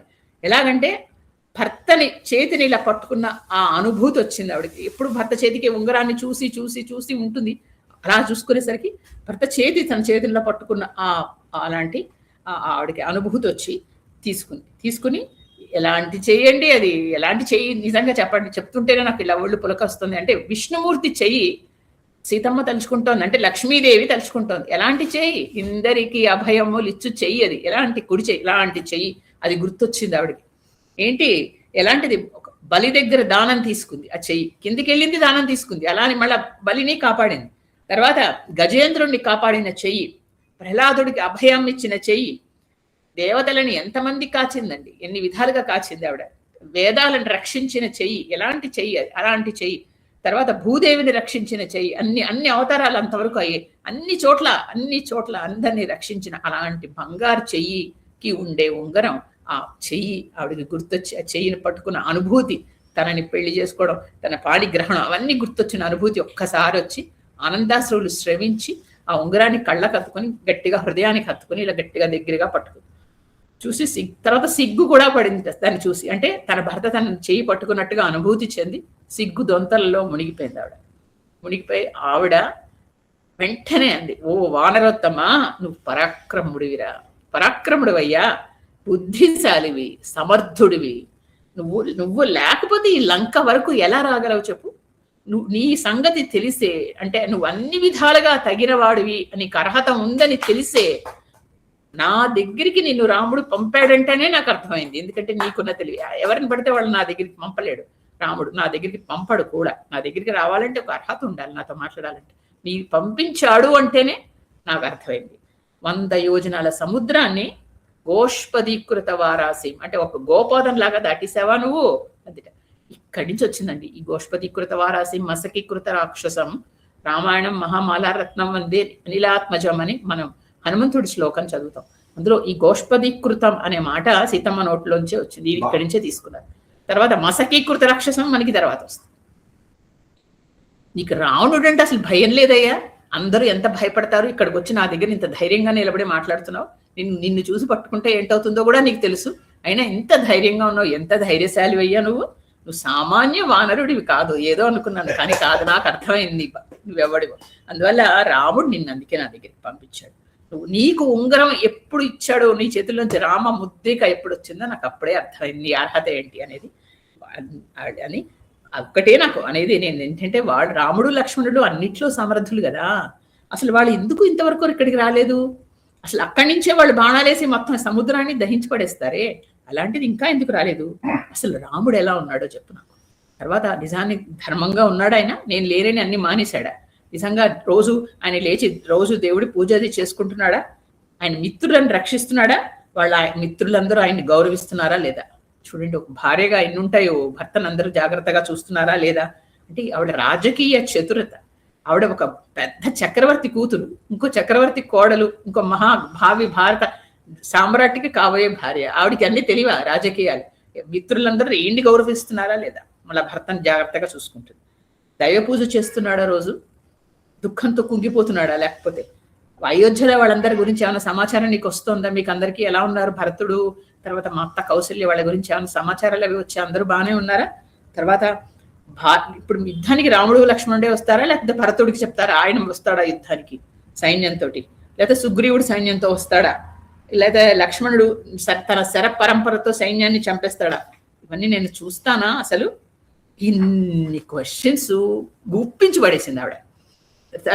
అంటోంది శ్రీరాముడు అసలుకి ఎప్పుడు బాధపడ్డు ఎక్కువ, అప్పుడెప్పుడో ఒకసారి చాలా రోజుల క్రితం వాళ్ళ నాన్నగారి మరణ వార్తలు విని ఆయన బాధపడ్డాడు. అరణ్యవాసంలో కూడా గట్టిగానే ఉన్నాడు. నిజంగా ఇప్పుడు జాగ్రత్తగా ఉన్నాడా? ఇప్పుడే నా మీద బెంగ పెట్టుకున్నాడా? నాకు రాముడి కంటే ఇష్టమైన వాళ్ళు ఎవ్వరూ లేరయ్యా హనుమంత, ఆయన గురించి విన్నంత వరకే నేను జీవిస్తా, అందుకని ఆయన ఎలా ఉన్నారు, ఆయన కుశలని చెప్పు అని అడిగితే హనుమంతుడు వెంటనే మళ్ళా అంజలి ఘటించాడు. అంజలి ఘటించి, తల్లి ఒక్క విషయం చెప్తాను, అసలు మాకే ఇక్కడికి వచ్చే వరకు నువ్వు ఇక్కడ ఉన్నావని తెలియదు, రాముడికి అసలు తెలియదు, రాముడికి నువ్వు లంకలో ఉన్న విషయం తెలియదు. ఇప్పుడు నేను వెళ్ళి చెప్తే వెంటనే పెద్ద సైన్యంతో వస్తాడు, మా సుగ్రీవుడికి చాలా పెద్ద సైన్యం ఉంది, వచ్చి నేను తీసుకుని వెళ్తాడు. నీ అల్లి ఒక్క విషయం చెప్తా, రాముడు లక్ష్మణుడు ఇద్దరు కుశలంగా ఉన్నారు, కానీ రాముడికి మనశ్శాంతి లేదమ్మా, నువ్వు లేవని ఆయన ఎప్పుడు నీకు ఒక్క విషయం చెప్తున్నా విను, నా మాట నమ్ము, నేను ఒట్టు పెట్టి చెప్తున్నా. మలయ పర్వతం మీద, మేరుగిరి మీద, వింధ్యాచలం మీద, మంధరగిరి శైలం మీద, దర్దుర శైలం మీద 5 పర్వతాల మీద ఒట్టు పెట్టాడండి. మలయ పర్వతం, మేరుగిరి, వింధ్యాచలం, మంధరగిరి, దర్దుర శైలం, ఈ 5 పర్వతాల మీద ఒట్టు పెట్టి చెప్తున్నాను. అమ్మా మేంద్రం వానరుల్లో మా ఆహారం ఫలాలు మూలాలు వీటి మీద కూడా ఒట్టు పెట్టి చెప్తున్నాను. రాముడు సుఖంగా హాయిగా ఉంటాడు అనుకోకు, చాలా బెంగలో ఉన్నాడు. తర్వాత నీ వియోగంలో తన శరీరాన్ని తను పట్టించుకోవడం లేదు, కానీ కుశలంగా ఉన్నాడు, నా మాట విని. నీ ఝాసలో ఉన్నాడు, నిద్ర సరిగా పోవడం లేదు, సీత అంటూ పలవరిస్తూ ఉంటాడు. తర్వాత మంచి పువ్వు చూసినా సరే నిన్ను తెలుసుకుంటాడు ఆయన. కఠిన నియమాలు పాటిస్తున్నాడు, మధ్య మాంసాలు ఏమీ ముట్టడు. తర్వాత ఒక వానప్రస్థుడిలాగా మేము ఏదైనా ఫలాలు అవి ఇస్తే ఒక 5 భాగాలు చేసి 1 భాగమే తీసుకుంటున్నాడు, మిగతా 4 వదిలేస్తున్నానంటే తన ప్రాణాలు ఎంతవరకు నిలబడతాయో అంతే తింటాడు, మిగతా తినట్లేదు. అలాంటిది నీకోసం పరితపిస్తున్నాడమ్మా అని అలా చెప్పేసరికి ఆవిడ మనస్సు చల్లబడింది, ప్రసన్న ముఖమైంది. అంటే తను బాధపడుతున్నాడు అని కాదు, ఆయన కుశలంగా ఉన్నాడు అని తెలిసి ఒక శరత్కాల రాత్రిలో చందమామలాగా ముఖం ప్రకాశించి. ఇక్కడ కథ ఆపేసి కొన్ని విశేషాంశాలు 2-3 చెప్పేసి అప్పుడు మానేస్తాను. ఇక్కడ రాముడు ఉంగరం ఇవ్వడం, ఉంగరం చేతికి ఉంటుంది, కుడి తీసి ముద్రిక తీసి ఇచ్చాడు. అంటే ఏంటి, అమ్మవారు నిజమే తెలియక ఏదో అపచారం చేసింది, నాకు అది కావాలి ఇది కావాలి అని అడిగింది, తనకు దూరమైంది. కానీ అక్కడ మళ్ళా తెలిసి పశ్చాత్తాపడి తను కావాలి అని కోరుకుంటుంది, కాబట్టి అభయం ఇస్తున్నాడు. అభయం ఇవ్వడం, ఉంగరం ఇవ్వడం ఒకటే, అదే సీతమ్మ తల్లికి అర్థమైంది. ఎప్పుడైతే ఉంగరం ఇచ్చాడో చేత్తో అభయం ఇచ్చినట్టు గుర్తు. ఆ అభయ ప్రదానమే ఉంగరం, ఆశీర్వచనం. అభయం చేతి నుంచి తీసిన ఉంగరం తీసి ఇచ్చాడు కుడి చేతి నుంచి అంటే అర్థం ఏంటంటే దానికి ఆశీర్వచనం, అంటే వెనకాతల కోడ్ అనమాట. ఆ వెనకాతల కోడ్ అమ్మవారికి అర్థమైంది, నాకు ఆశీర్వచనం ఇచ్చాడు, నాకు అభయం ఇస్తున్నాడు అని. అంటే చూడండి, భగవంతుడు వచ్చే ముందు ఆయన లాంఛనాలు వస్తాయి, ఒక గొడుగు, ఒక వెల్ల గొడుగు, ఒక రకరకాలు వస్తాయి. అలాగా రాముడు ఆగమనానికి ముందు ఉంగరం వచ్చింది, ఆయనకు అది ముందరికి వచ్చేసింది. కాబట్టి ఇంకొక ఇందులో వాల్మీకి చెప్పింది అయిపోయింది, మీకు నేను మిగతా కవులు అక్కడక్కడ చమక్కులు చెప్తున్నాను. హనుమంతుడు ఉంగరం ఇచ్చేటప్పుడు రాముడి దగ్గర నుంచి ఎలా తీసుకున్నాడు, ఇలా చేయిపట్టి తీసుకున్నాడు, రాముడు ఇచ్చాడు పై చేయి తీసుకున్నాడు చేయిపట్టి. ఇప్పుడు సీతమ్మ తల్లికి ఉంగరం ఇవ్వాలంటే సీతమ్మ ఇలా చేయిపడితే రాముడు ఆంజనేయ స్వామి పైనుంచి వేయలేట, ఏం చేసిందంటే ఇలా పెట్టాడు హనుమంతుడు. అమ్మవారు ఇలా తీసుకుంది, తీసుకోమ్మా అని ఇలా పెడితే అమ్మవారు ఇలా తీసుకుంది అన్నాడు. అమ్మవారిదే పై చేయిట, అలా చూసుకున్నట్ట హనుమంతుడు. ఎందుకంటే ఆయన చూసినప్పటి నుంచి అమ్మవారిని అంటున్నాడు, అబ్బా ఇంత చక్కటి పతివ్రత, ఇంత తల్లి, ఇలాంటి తల్ల అనుకుంటున్నాడు కదా. అమ్మవారి అందులో మహాలక్ష్మీ దేవి, ఆవిడ కింద చేయి ఉంటుందండి. విష్ణుమూర్తిది ఎప్పుడైనా కింద చేయి ఉండొచ్చు, ఎందుకంటే బలి చక్రవర్తి దగ్గర తీసుకునేటప్పుడు కింద చేయి పెట్టాడు ఆయన, కానీ ఇక్కడ పెట్టనివ్వలేదు హనుమంతుడు. ఎప్పుడు అమ్మవారిది పై చేయి మహాలక్ష్మిది, అందుకని తను చెయ్యి ఇలా పెడితే ఇలా చేయి పెట్టి అమ్మవారు తీసుకుంది. కాబట్టి అమ్మవారిది ఎప్పుడు పై చెయ్యి. ఇప్పుడు మళ్ళా చూడమని ఇచ్చినా ఆవిడ పైనుంచి వేస్తుంది, కాబట్టి అమ్మవారిది ఎప్పుడు పై చేయి ఉండేలాగా చూసుకున్నాడు హనుమంతుడు అంటారు. తర్వాత ఇక్కడ హనుమంతుడిలో మనం 2 లక్షణాలు గమనించాలి అంటారు. ఒకటి ప్రసన్న లక్షణం, ఆయన ప్రసన్నుడుగా ఆయన ఒక వేదాలు చదివిన నిజంగా శ్రీరామచంద్రుడే ఆయన్ని మెచ్చుకున్నాడు. ఆయన చెవుల కుండలాలు, తర్వాత యజ్ఞోపవీతంతో శిఖతోటి ఉన్నాడు, అంటే వేదాంగాలు చదివినవాడు. అసలు ఆయన పుట్టుకతోటే యజ్ఞోపవీతాలతో పుట్టాడు అంటారు కదా. కాబట్టి అలాంటి దానిలో ఆయన ఒక ప్రసన్నమైన జ్ఞాన స్వరూపంలో ఉన్నాడు, మనిషి చూడగానే అర్థమవుతుంది. ఇక ప్రతాపం అంటారా, ఆయన కండలు తిరిగిన శరీరం, ఏది ఎప్పుడు ఉపయోగించాలో తెలుసు ఆయనకి, ప్రతిభావంతుడు. కాబట్టి ఇలాంటి వాడు ప్రసన్న లక్షణం ప్రతాప లక్షణం 2 ఉన్నాయి అంటారు. ఇక ఈయన మనం ఒక శిష్యుడుగా వచ్చి ఒక సాధకుడుగా ఎలా కలిశాడు అమ్మవారిని అని తెలుసుకున్నాం. ఇప్పుడు ఒక ఆచార్యుడిగా ఎలా చేశాడో చెప్తాను. హనుమంతుడు ఆచార్య స్వరూపం. ఈయన చెట్టు మించి చూశాడు, తర్వాత రామకథ వినిపించాడు, సీతమ్మకి రాముడి గుణగణాలు వర్ణించి చెప్పాడు, రాముడితో తన పరిచయం చెప్పాడు, తర్వాత రాముడి ఉంగరం ఇచ్చాడు. అందుకనిట ముందర మనం ఏం చేయాలంటే భగవంతుడు కథ వినాలి, ఎవరైనా సరే శిష్యుడు అంటే మన శిష్యులందరం. తర్వాత భగవంతుడి సౌందర్యం అనే గుణగణాలు తెలుసుకోవాలి. ఊరికేనే ఫస్ట్ కథ వినేస్తే సరిపోదు, తర్వాత దాన్ని మననం చేసుకుంటూ ఉండాలి. ఓ ఆయన సౌందర్యం, రాముడి గురించి ఇలా ఉన్నాడా, రాముడిలో గుణగణాలు ఇవా అంటే మననం చేసుకుంటూ ఉండాలి. ఇప్పుడు మనకి మన దైవం మీద మనకి ఇష్టం కలుగుతుంది కదా. ఇప్పుడు ఏం చేస్తాడంటే గురువు అనేవాడు మనకి భగవంతుడిని పరిచయం చేసి ఇప్పుడు భగవంతుడు ఏమిటో మనకి చెప్తాడు. ఇప్పుడు మనకి భగవంతుడి అనుగ్రహం ఎలా కలగాలో చెప్తాడు. ఇవన్నీ చెప్పాక మన యోగ్యత ఉంది అంటే అప్పుడు మనకి మంత్రం ఇస్తాడు. ఇది హనుమంతుడు సీతాదేవికి ఇచ్చిన ఉంగరం కాదు, రామనామం అని అంటారు. అంటే ఆ విధంగా ఆయన గురువు అయ్యాడు. ఒక విధంగా గురువు, ఇంకో విధంగా ఆవిడికి ఒక శిష్యుడు, ఇన్ని రకాలుగా అన్నమాట. ఆ విధంగా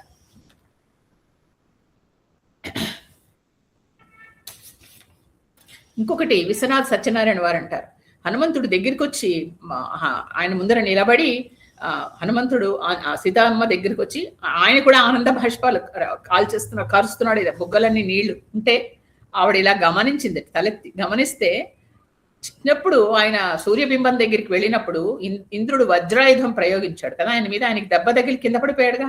ఆ తగిలినప్పుడు ఇక్కడ దవడ మీద ఆ వజ్రాయుధం తగలటంతో ఇక్కడ చిన్న గుంటలా పడింది. అందుకే కదా హనుమంతుడు కదా ఆ చిన్న గుంటలా ఉంటుంది ఆయనకి, సొట్టలాగా.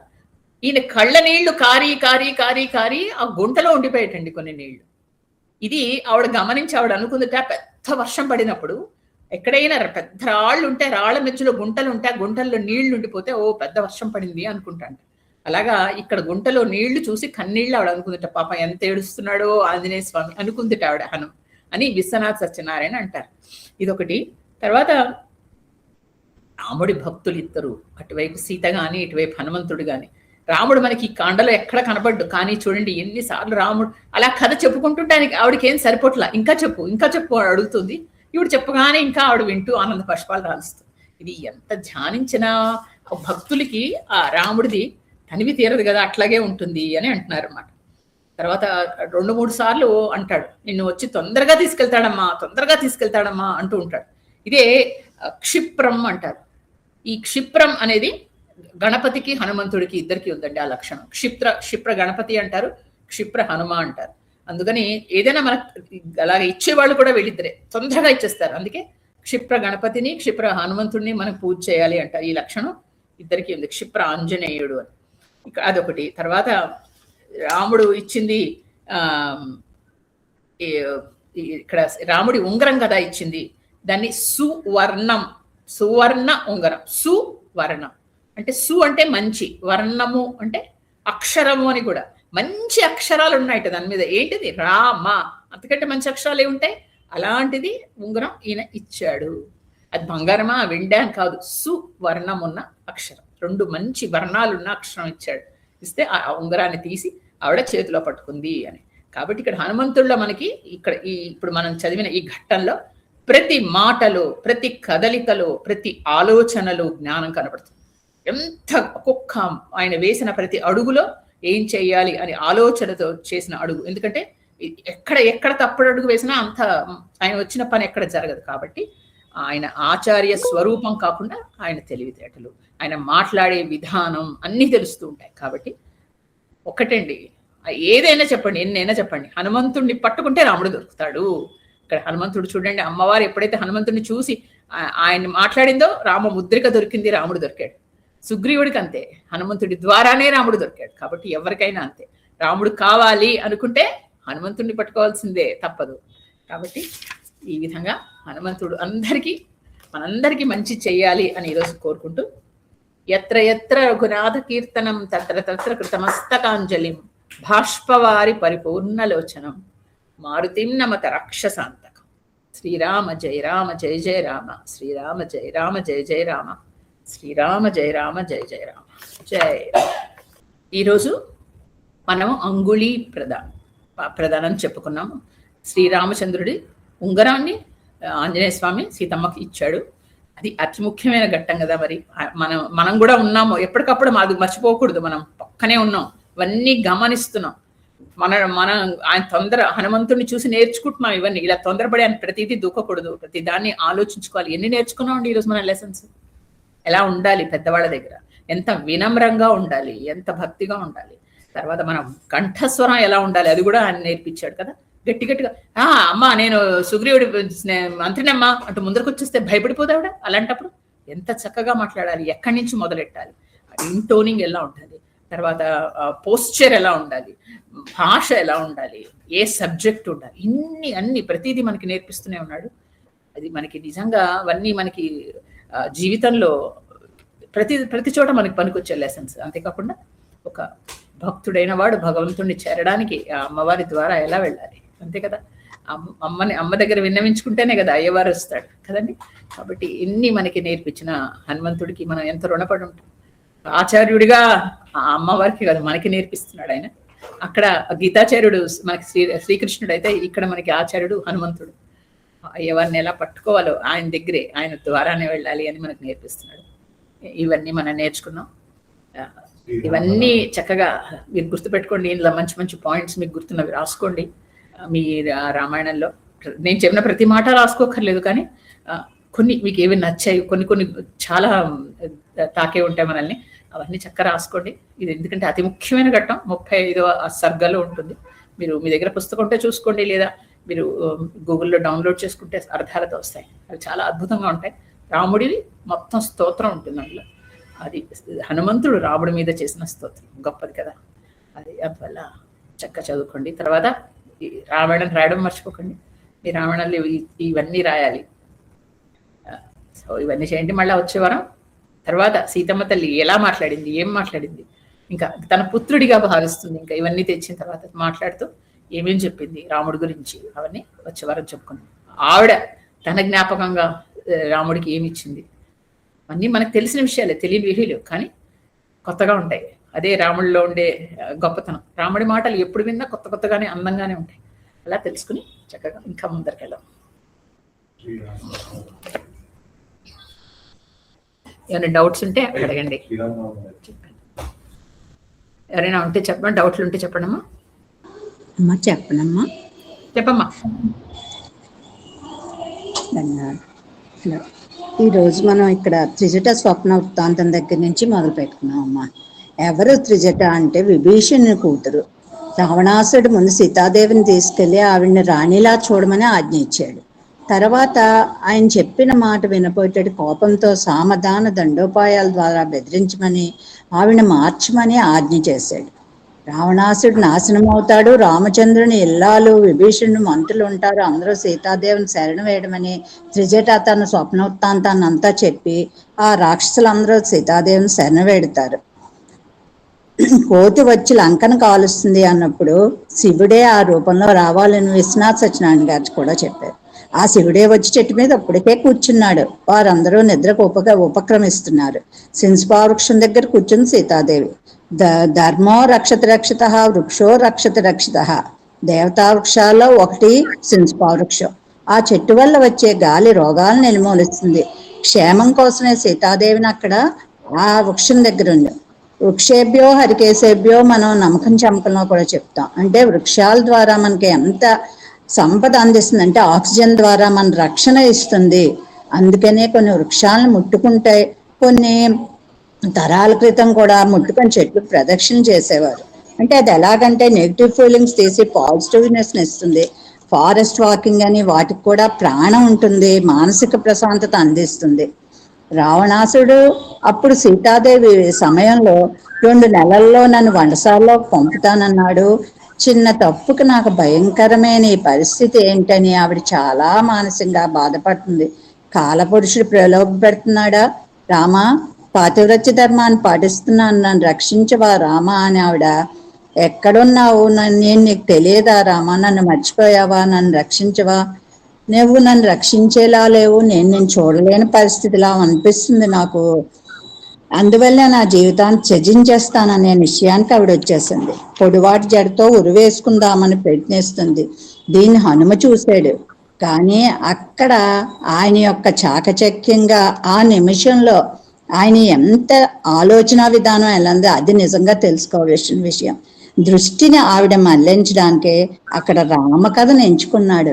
అంటే ఆవిడికి ఏది ఇష్టమో దాని నుంచి దృష్టి ఏ విధంగా మరల్చాలన్నది అతను చాకచక్యంగా దాన్ని మరల్చాడు.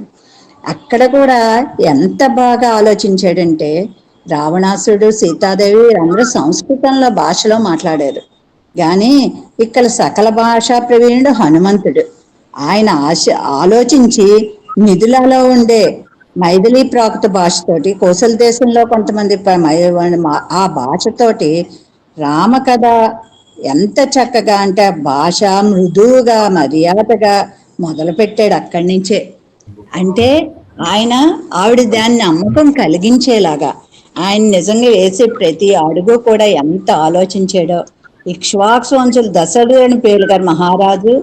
అతడు పవిత్ర స్వభావం కలవాడు, దాన ధర్మాలు శౌర్యపరాక్రమలు కలవాడు అని మొదలుపెట్టి ఆయన ఇక్ష్వాకు వంశంలో ఎంతవరకు ఆయనది ఏ విధంగా అన్నది నిజంగా ఒక్కొక్క విషయం. ఆయన శుభలక్షల సంపన్నుడు, రాజశిరోమణి అని చెప్పి ఆయన సంతోషాలను, ప్రజలకు సుఖ సంతోషాలను ఇచ్చేవాడు. ఆ దశరథ ప్రియమైన వాడు పుత్రుల్లో జ్యేష్ఠుడు రాముడు. అతడు చంద్రుని వలె ప్రసన్నమైన ముఖవ కలవాడు, జ్ఞానస్వరూపుడు, ధనుర్ధారి అని చెప్పి మొత్తం ఆయన గుణాలన్నీ వర్ణిస్తా సత్యసంధుడు వృద్ధుడైన తండ్రి ఆజ్ఞను అనుసరించి రాముడు తన భార్యను సీతాదేవితో సోదరుల లక్ష్మణ్తో వనవాసానికి రావడం, దుష్ట శిక్షణ శిష్టరక్షణ ఆయన ఏ విధంగా చేస్తాడని చెప్పడం, రామచంద్రుని చేతిలో దండకారణ్య కరదూషణలు ఇతర రాక్షసులు ఎలా హతమార్చింది, శుద్ధుడైన మాయలేడు రూపం ధరించిన మారీచం సహాయంతో రాముని మోసరించి జానకీదేవిని అపహరించడం, సాధ్వి అయిన సీతాదేవిని వెళ్తూ వనం సుగ్రీవుడని పేరు గల వానరుని గాంచెను, శత్రు విజేత మహాబలశాలైన రాముడు వాలిని చంపి వానరరాజ్యం సుగ్రీవుని రాజుగా చేశారు. సుగ్రీవుని ఆదేశానుసారమే వేల కొలది వానరులు అన్ని దిక్కులందు వెతుకుచున్నాము అమ్మా అని అక్కడ చున్నాము అన్న మాటతో ఆయన కూడా కలుపుకున్నాడు అంత చక్కగా. సంపాతి సూచన మేరకు సీతాదేవి నిమిత్తమే 100 యోజనం పొడవగల మహాసముద్రం వేగంగా లంఘించాను.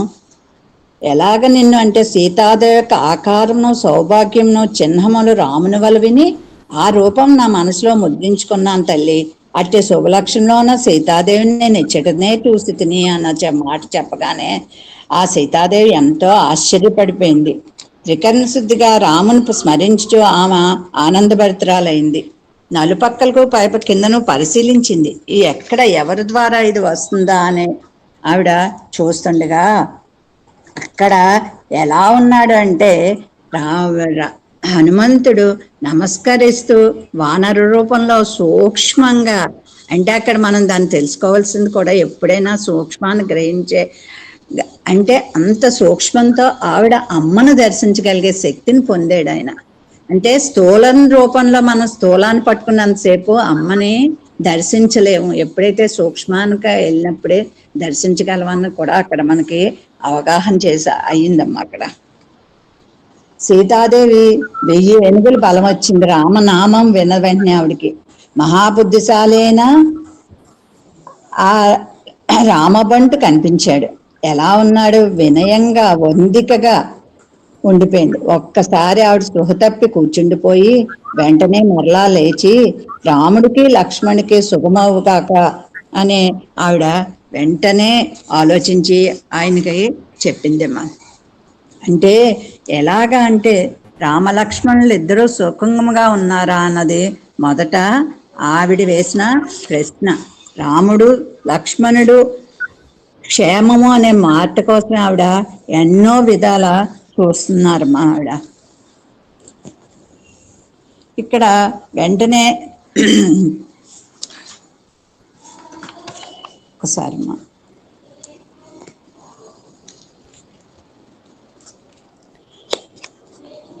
పూర్ణచంద్రుని వల్ల ఆహ్లాదకరమైన ఒక రామునికి దూరంగా ఉన్నా నాకు శోకం లేదు, శోక దుఃఖ పీడితురాలే ఉన్నాను, ఇది ఏమాత్రం కల కాదు కదా, వానర రూపం గాంచితను కదా, ఇది మంచిదా కాదా అన్న ముందు ఆలోచన ఆవిడకి వచ్చింది. రామునికి లక్ష్మణులకు మా తండ్రి అయిన జనక మహారాజుకు శుభం కలగాలి అని చెప్పి తర్వాత వానసు ప్రత్యక్షం బృహస్పతికి నమస్కారాలు, మహేంద్రునికి ప్రణతులు, బ్రహ్మదేవునికి ప్రణామములు, అగ్నిదేవునికి వందనలు, ఈ వారన్న ఎదుటి పలికిన వచ్చిన తర్జ్యములగాక అని చెప్పి రాముని గుణములు కీర్తించి అతడు రాముల పక్షవా అనే అయ్యున్నప్పటికీ ఇతర పక్షములు కానివాడు అయి ఉండాలని కూడా ఆవిడ తను వెంటనే కోరుకుందమ్మా. అక్కడ వెంటనే అప్పుడు ఆయన హనుమంతుడు అంజలి ఘటించి శిరస్సును నమస్కరించిన వాడే సీతాదేవితో ఎంతో మధుర వచనాలు పలికాడు. ఓ తామర రేకుల వంటి కన్నులు గల ఓ దేవి, పట్టు వస్తుంది ఓ సాధ్వి, చెట్టుకొమ్మను ఆశ్రయించి నీవెవరు?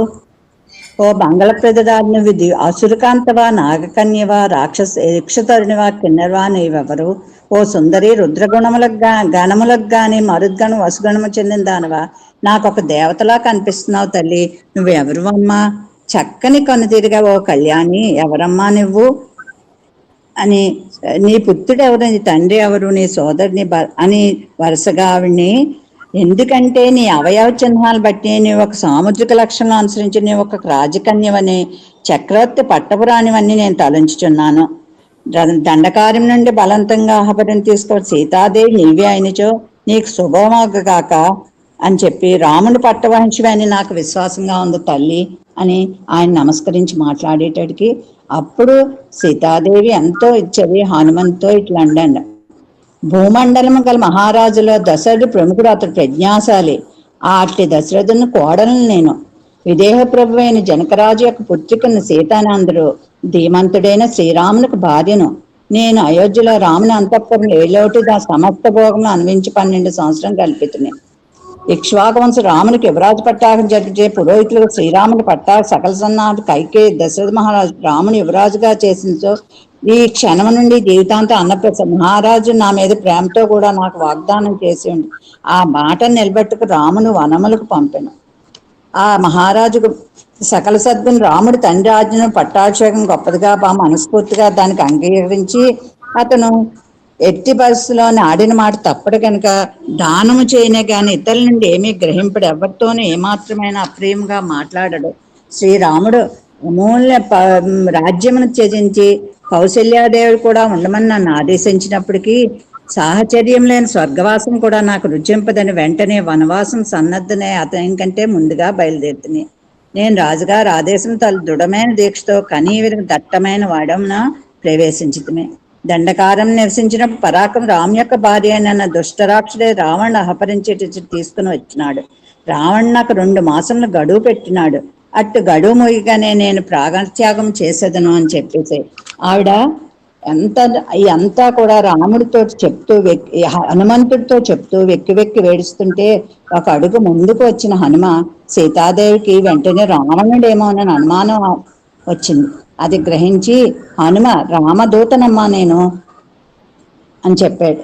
ఇక్కడ రాముడి యొక్క హస్తోత్రాలన్నీ కూడా ఇక్కడ హనుమ ద్వారా ఆవిడ వినగలుగుతుందమ్మా. ఇక్కడ ఎందుకంటే సీతాదేవి ఇక్కడ పరీక్ష పెడుతుంది రాముడికి.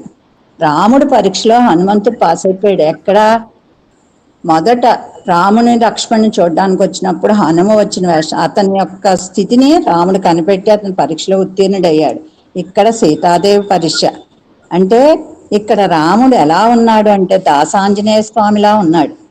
ఆయన ఏ విధముగా ఆవిడికి ఎలా చెప్పారు అనడానికి నిజంగా ఆ వాయుసుతుడేవిన ఆమె మనోభావాలు ఎలంగి చెవులకు ఇంపెగ మధురవచనతో శ్రీరామచంద్రుడి తేజస్సునందు సూర్యుడు, లోకమునకు ఆహ్లాదం గుర్చుట్లో చంద్రుడు, సకల లోకాధిపత్యమున కుబేరుడు, పరాక్రమ వైనతుడు మహావిష్ణువు, సత్యముగా మధురముగా మాట్లాడుతూ బృహస్పతి, అతడు రమణీయ రూప సౌభాగ్యము కలవాడు, మహా తేజస్శాలి, మధురాకృతిలో మన్మధుడు, దండింపదగిన వారి అనువైన సమయం కోపం చూపువాడు, దండించి సర్వలోక శ్రేష్ఠుడు, మహారథుడు, మహాత్ముడైన రాముని బాహుత్యాన్ని ఆశ్రయించి లోకము ఎంతో మనుగడ సాగించుతున్నది అని చెప్తే రాముడిని వర్ణిస్తా తర్వాత నీ ఎడబాటు కారణం రాముడు దుఃఖాతుడైన అతని కుసుముని అడిగను, సుమిత్రానందవర్ధనుడు తేజస్సాలి, లక్ష్మణుడు అభివాదం అనొచ్చి నీ క్షేమ సమాచారాలను అడిగిన తల్లి, సుగ్రీవుడని వానరుడు శ్రీరాముని మిత్రుడు, వానరుల ప్రభు అయిన అతడిని క్షేమములకు వదిపెను. రామచంద్ర ప్రభు, లక్ష్మణ స్వామి, సుగ్రీవుడు అందరినూ అనుక్షణం నిన్నే స్మరించుచున్నారు తల్లి అని చెప్పి ఆయన అక్కడ జరిగింది అంతటను ఈ మహాసముద్ర లంకానగరం ప్రవేశించడం కూడా చెప్పాడు. నీ రావణ శిరస్సుపై పాదం మోపి దుర్మార్గుడైన రావణ్ణి సంహరిస్తాడు తల్లి, నువ్వేమీ సందేహం పడకు అని చెప్పి వరుసగా రాముని యొక్క కీర్తిని అంతటిని సీతాదేవికి ఎప్పుడైతే చెప్పాడో అప్పుడు ఆవిడికి ఎంతో ధైర్యము శక్తినే వచ్చింది. ఇక్కడ జటాయు ప్రాణం నిలబెట్టుకోలేపటి రామనామమే జటాయు రాముడి దర్శనం దాకా ఆగింది ప్రాణం. అందుకే రామనామం మృత సంజీవిని అంటారు అని చెప్పింది. ఇక్కడ హనుమ మొత్తం జరిగిందంతా చెప్పాడమ్మా. అక్కడ జరగబోయేది చెప్పింది త్రిజట. అప్పుడు సీతాదేవి బాలకాండ నుండి అరణ్యకాండ వరకు సీతాదేవి చెప్తుంటే మనసులోని రామరూపం నిలబెట్టుకున్నాడు హనుమంతుడు. ఆయన ఆర్తత్రాణ పరాయణ రాముడు అని చెప్పి ఆయన తను తాను పొగుడుకోకుండా మొత్తం ఆయన కథ అంతా చెప్పాడు. కానీ ఆయన బాల్య చేష్టల వల్ల హనుమన్ నామం వచ్చిందని చెప్పాడు. కానీ ఎక్కడా ఆయన ఎక్కడా పొగుడుచుకో నిజంగా అది గొప్ప విషయం, అందరూ నేర్చుకోవాల్సిందమ్మా. ఎందుకంటే ఆయన గొప్పతనాన్ని ఎక్కడా చూపలేదు. తన రాముడి యొక్క గొప్పతనాన్ని, సీతాదేవి యొక్క గొప్పతనాన్ని చెప్పి సుగ్రీవుడు ఆయన రాజులాగా ఆయన పొగిడాడు తప్ప ఆయన ఎక్కడా పొగుడుకోలేదు. ఆయనలో ఉన్న అసలైన గొప్పతనం అదేనమ్మా.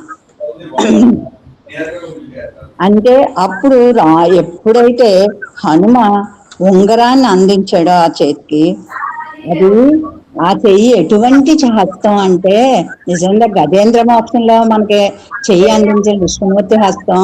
తర్వాత ఎక్కడంటే వేదాలను కాపాడినప్పుడు వేసింది అదే హస్తం, భూదేవిని కాపాడినప్పుడు రక్షించిన చెయ్యేదే.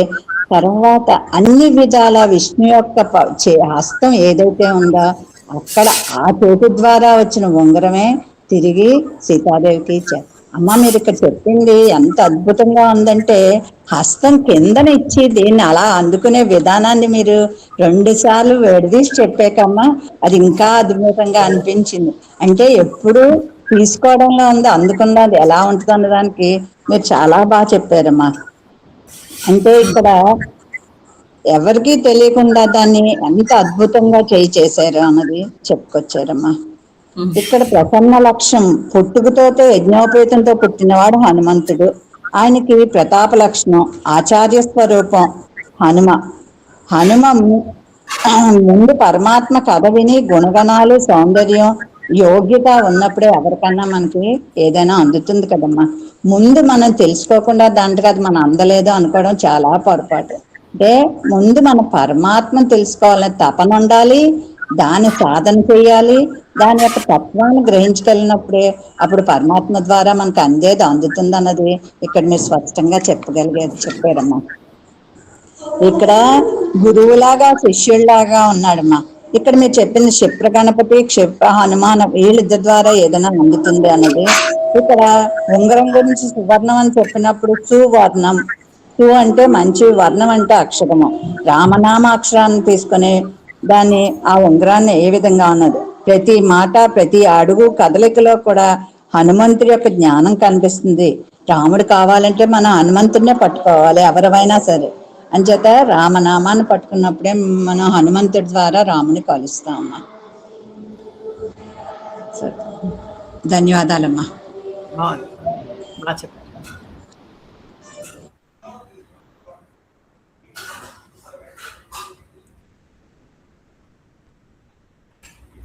ఎవరైనా ఇంక చెప్తారమ్మా? ఏమైనా డౌట్స్ ఉన్నాయా?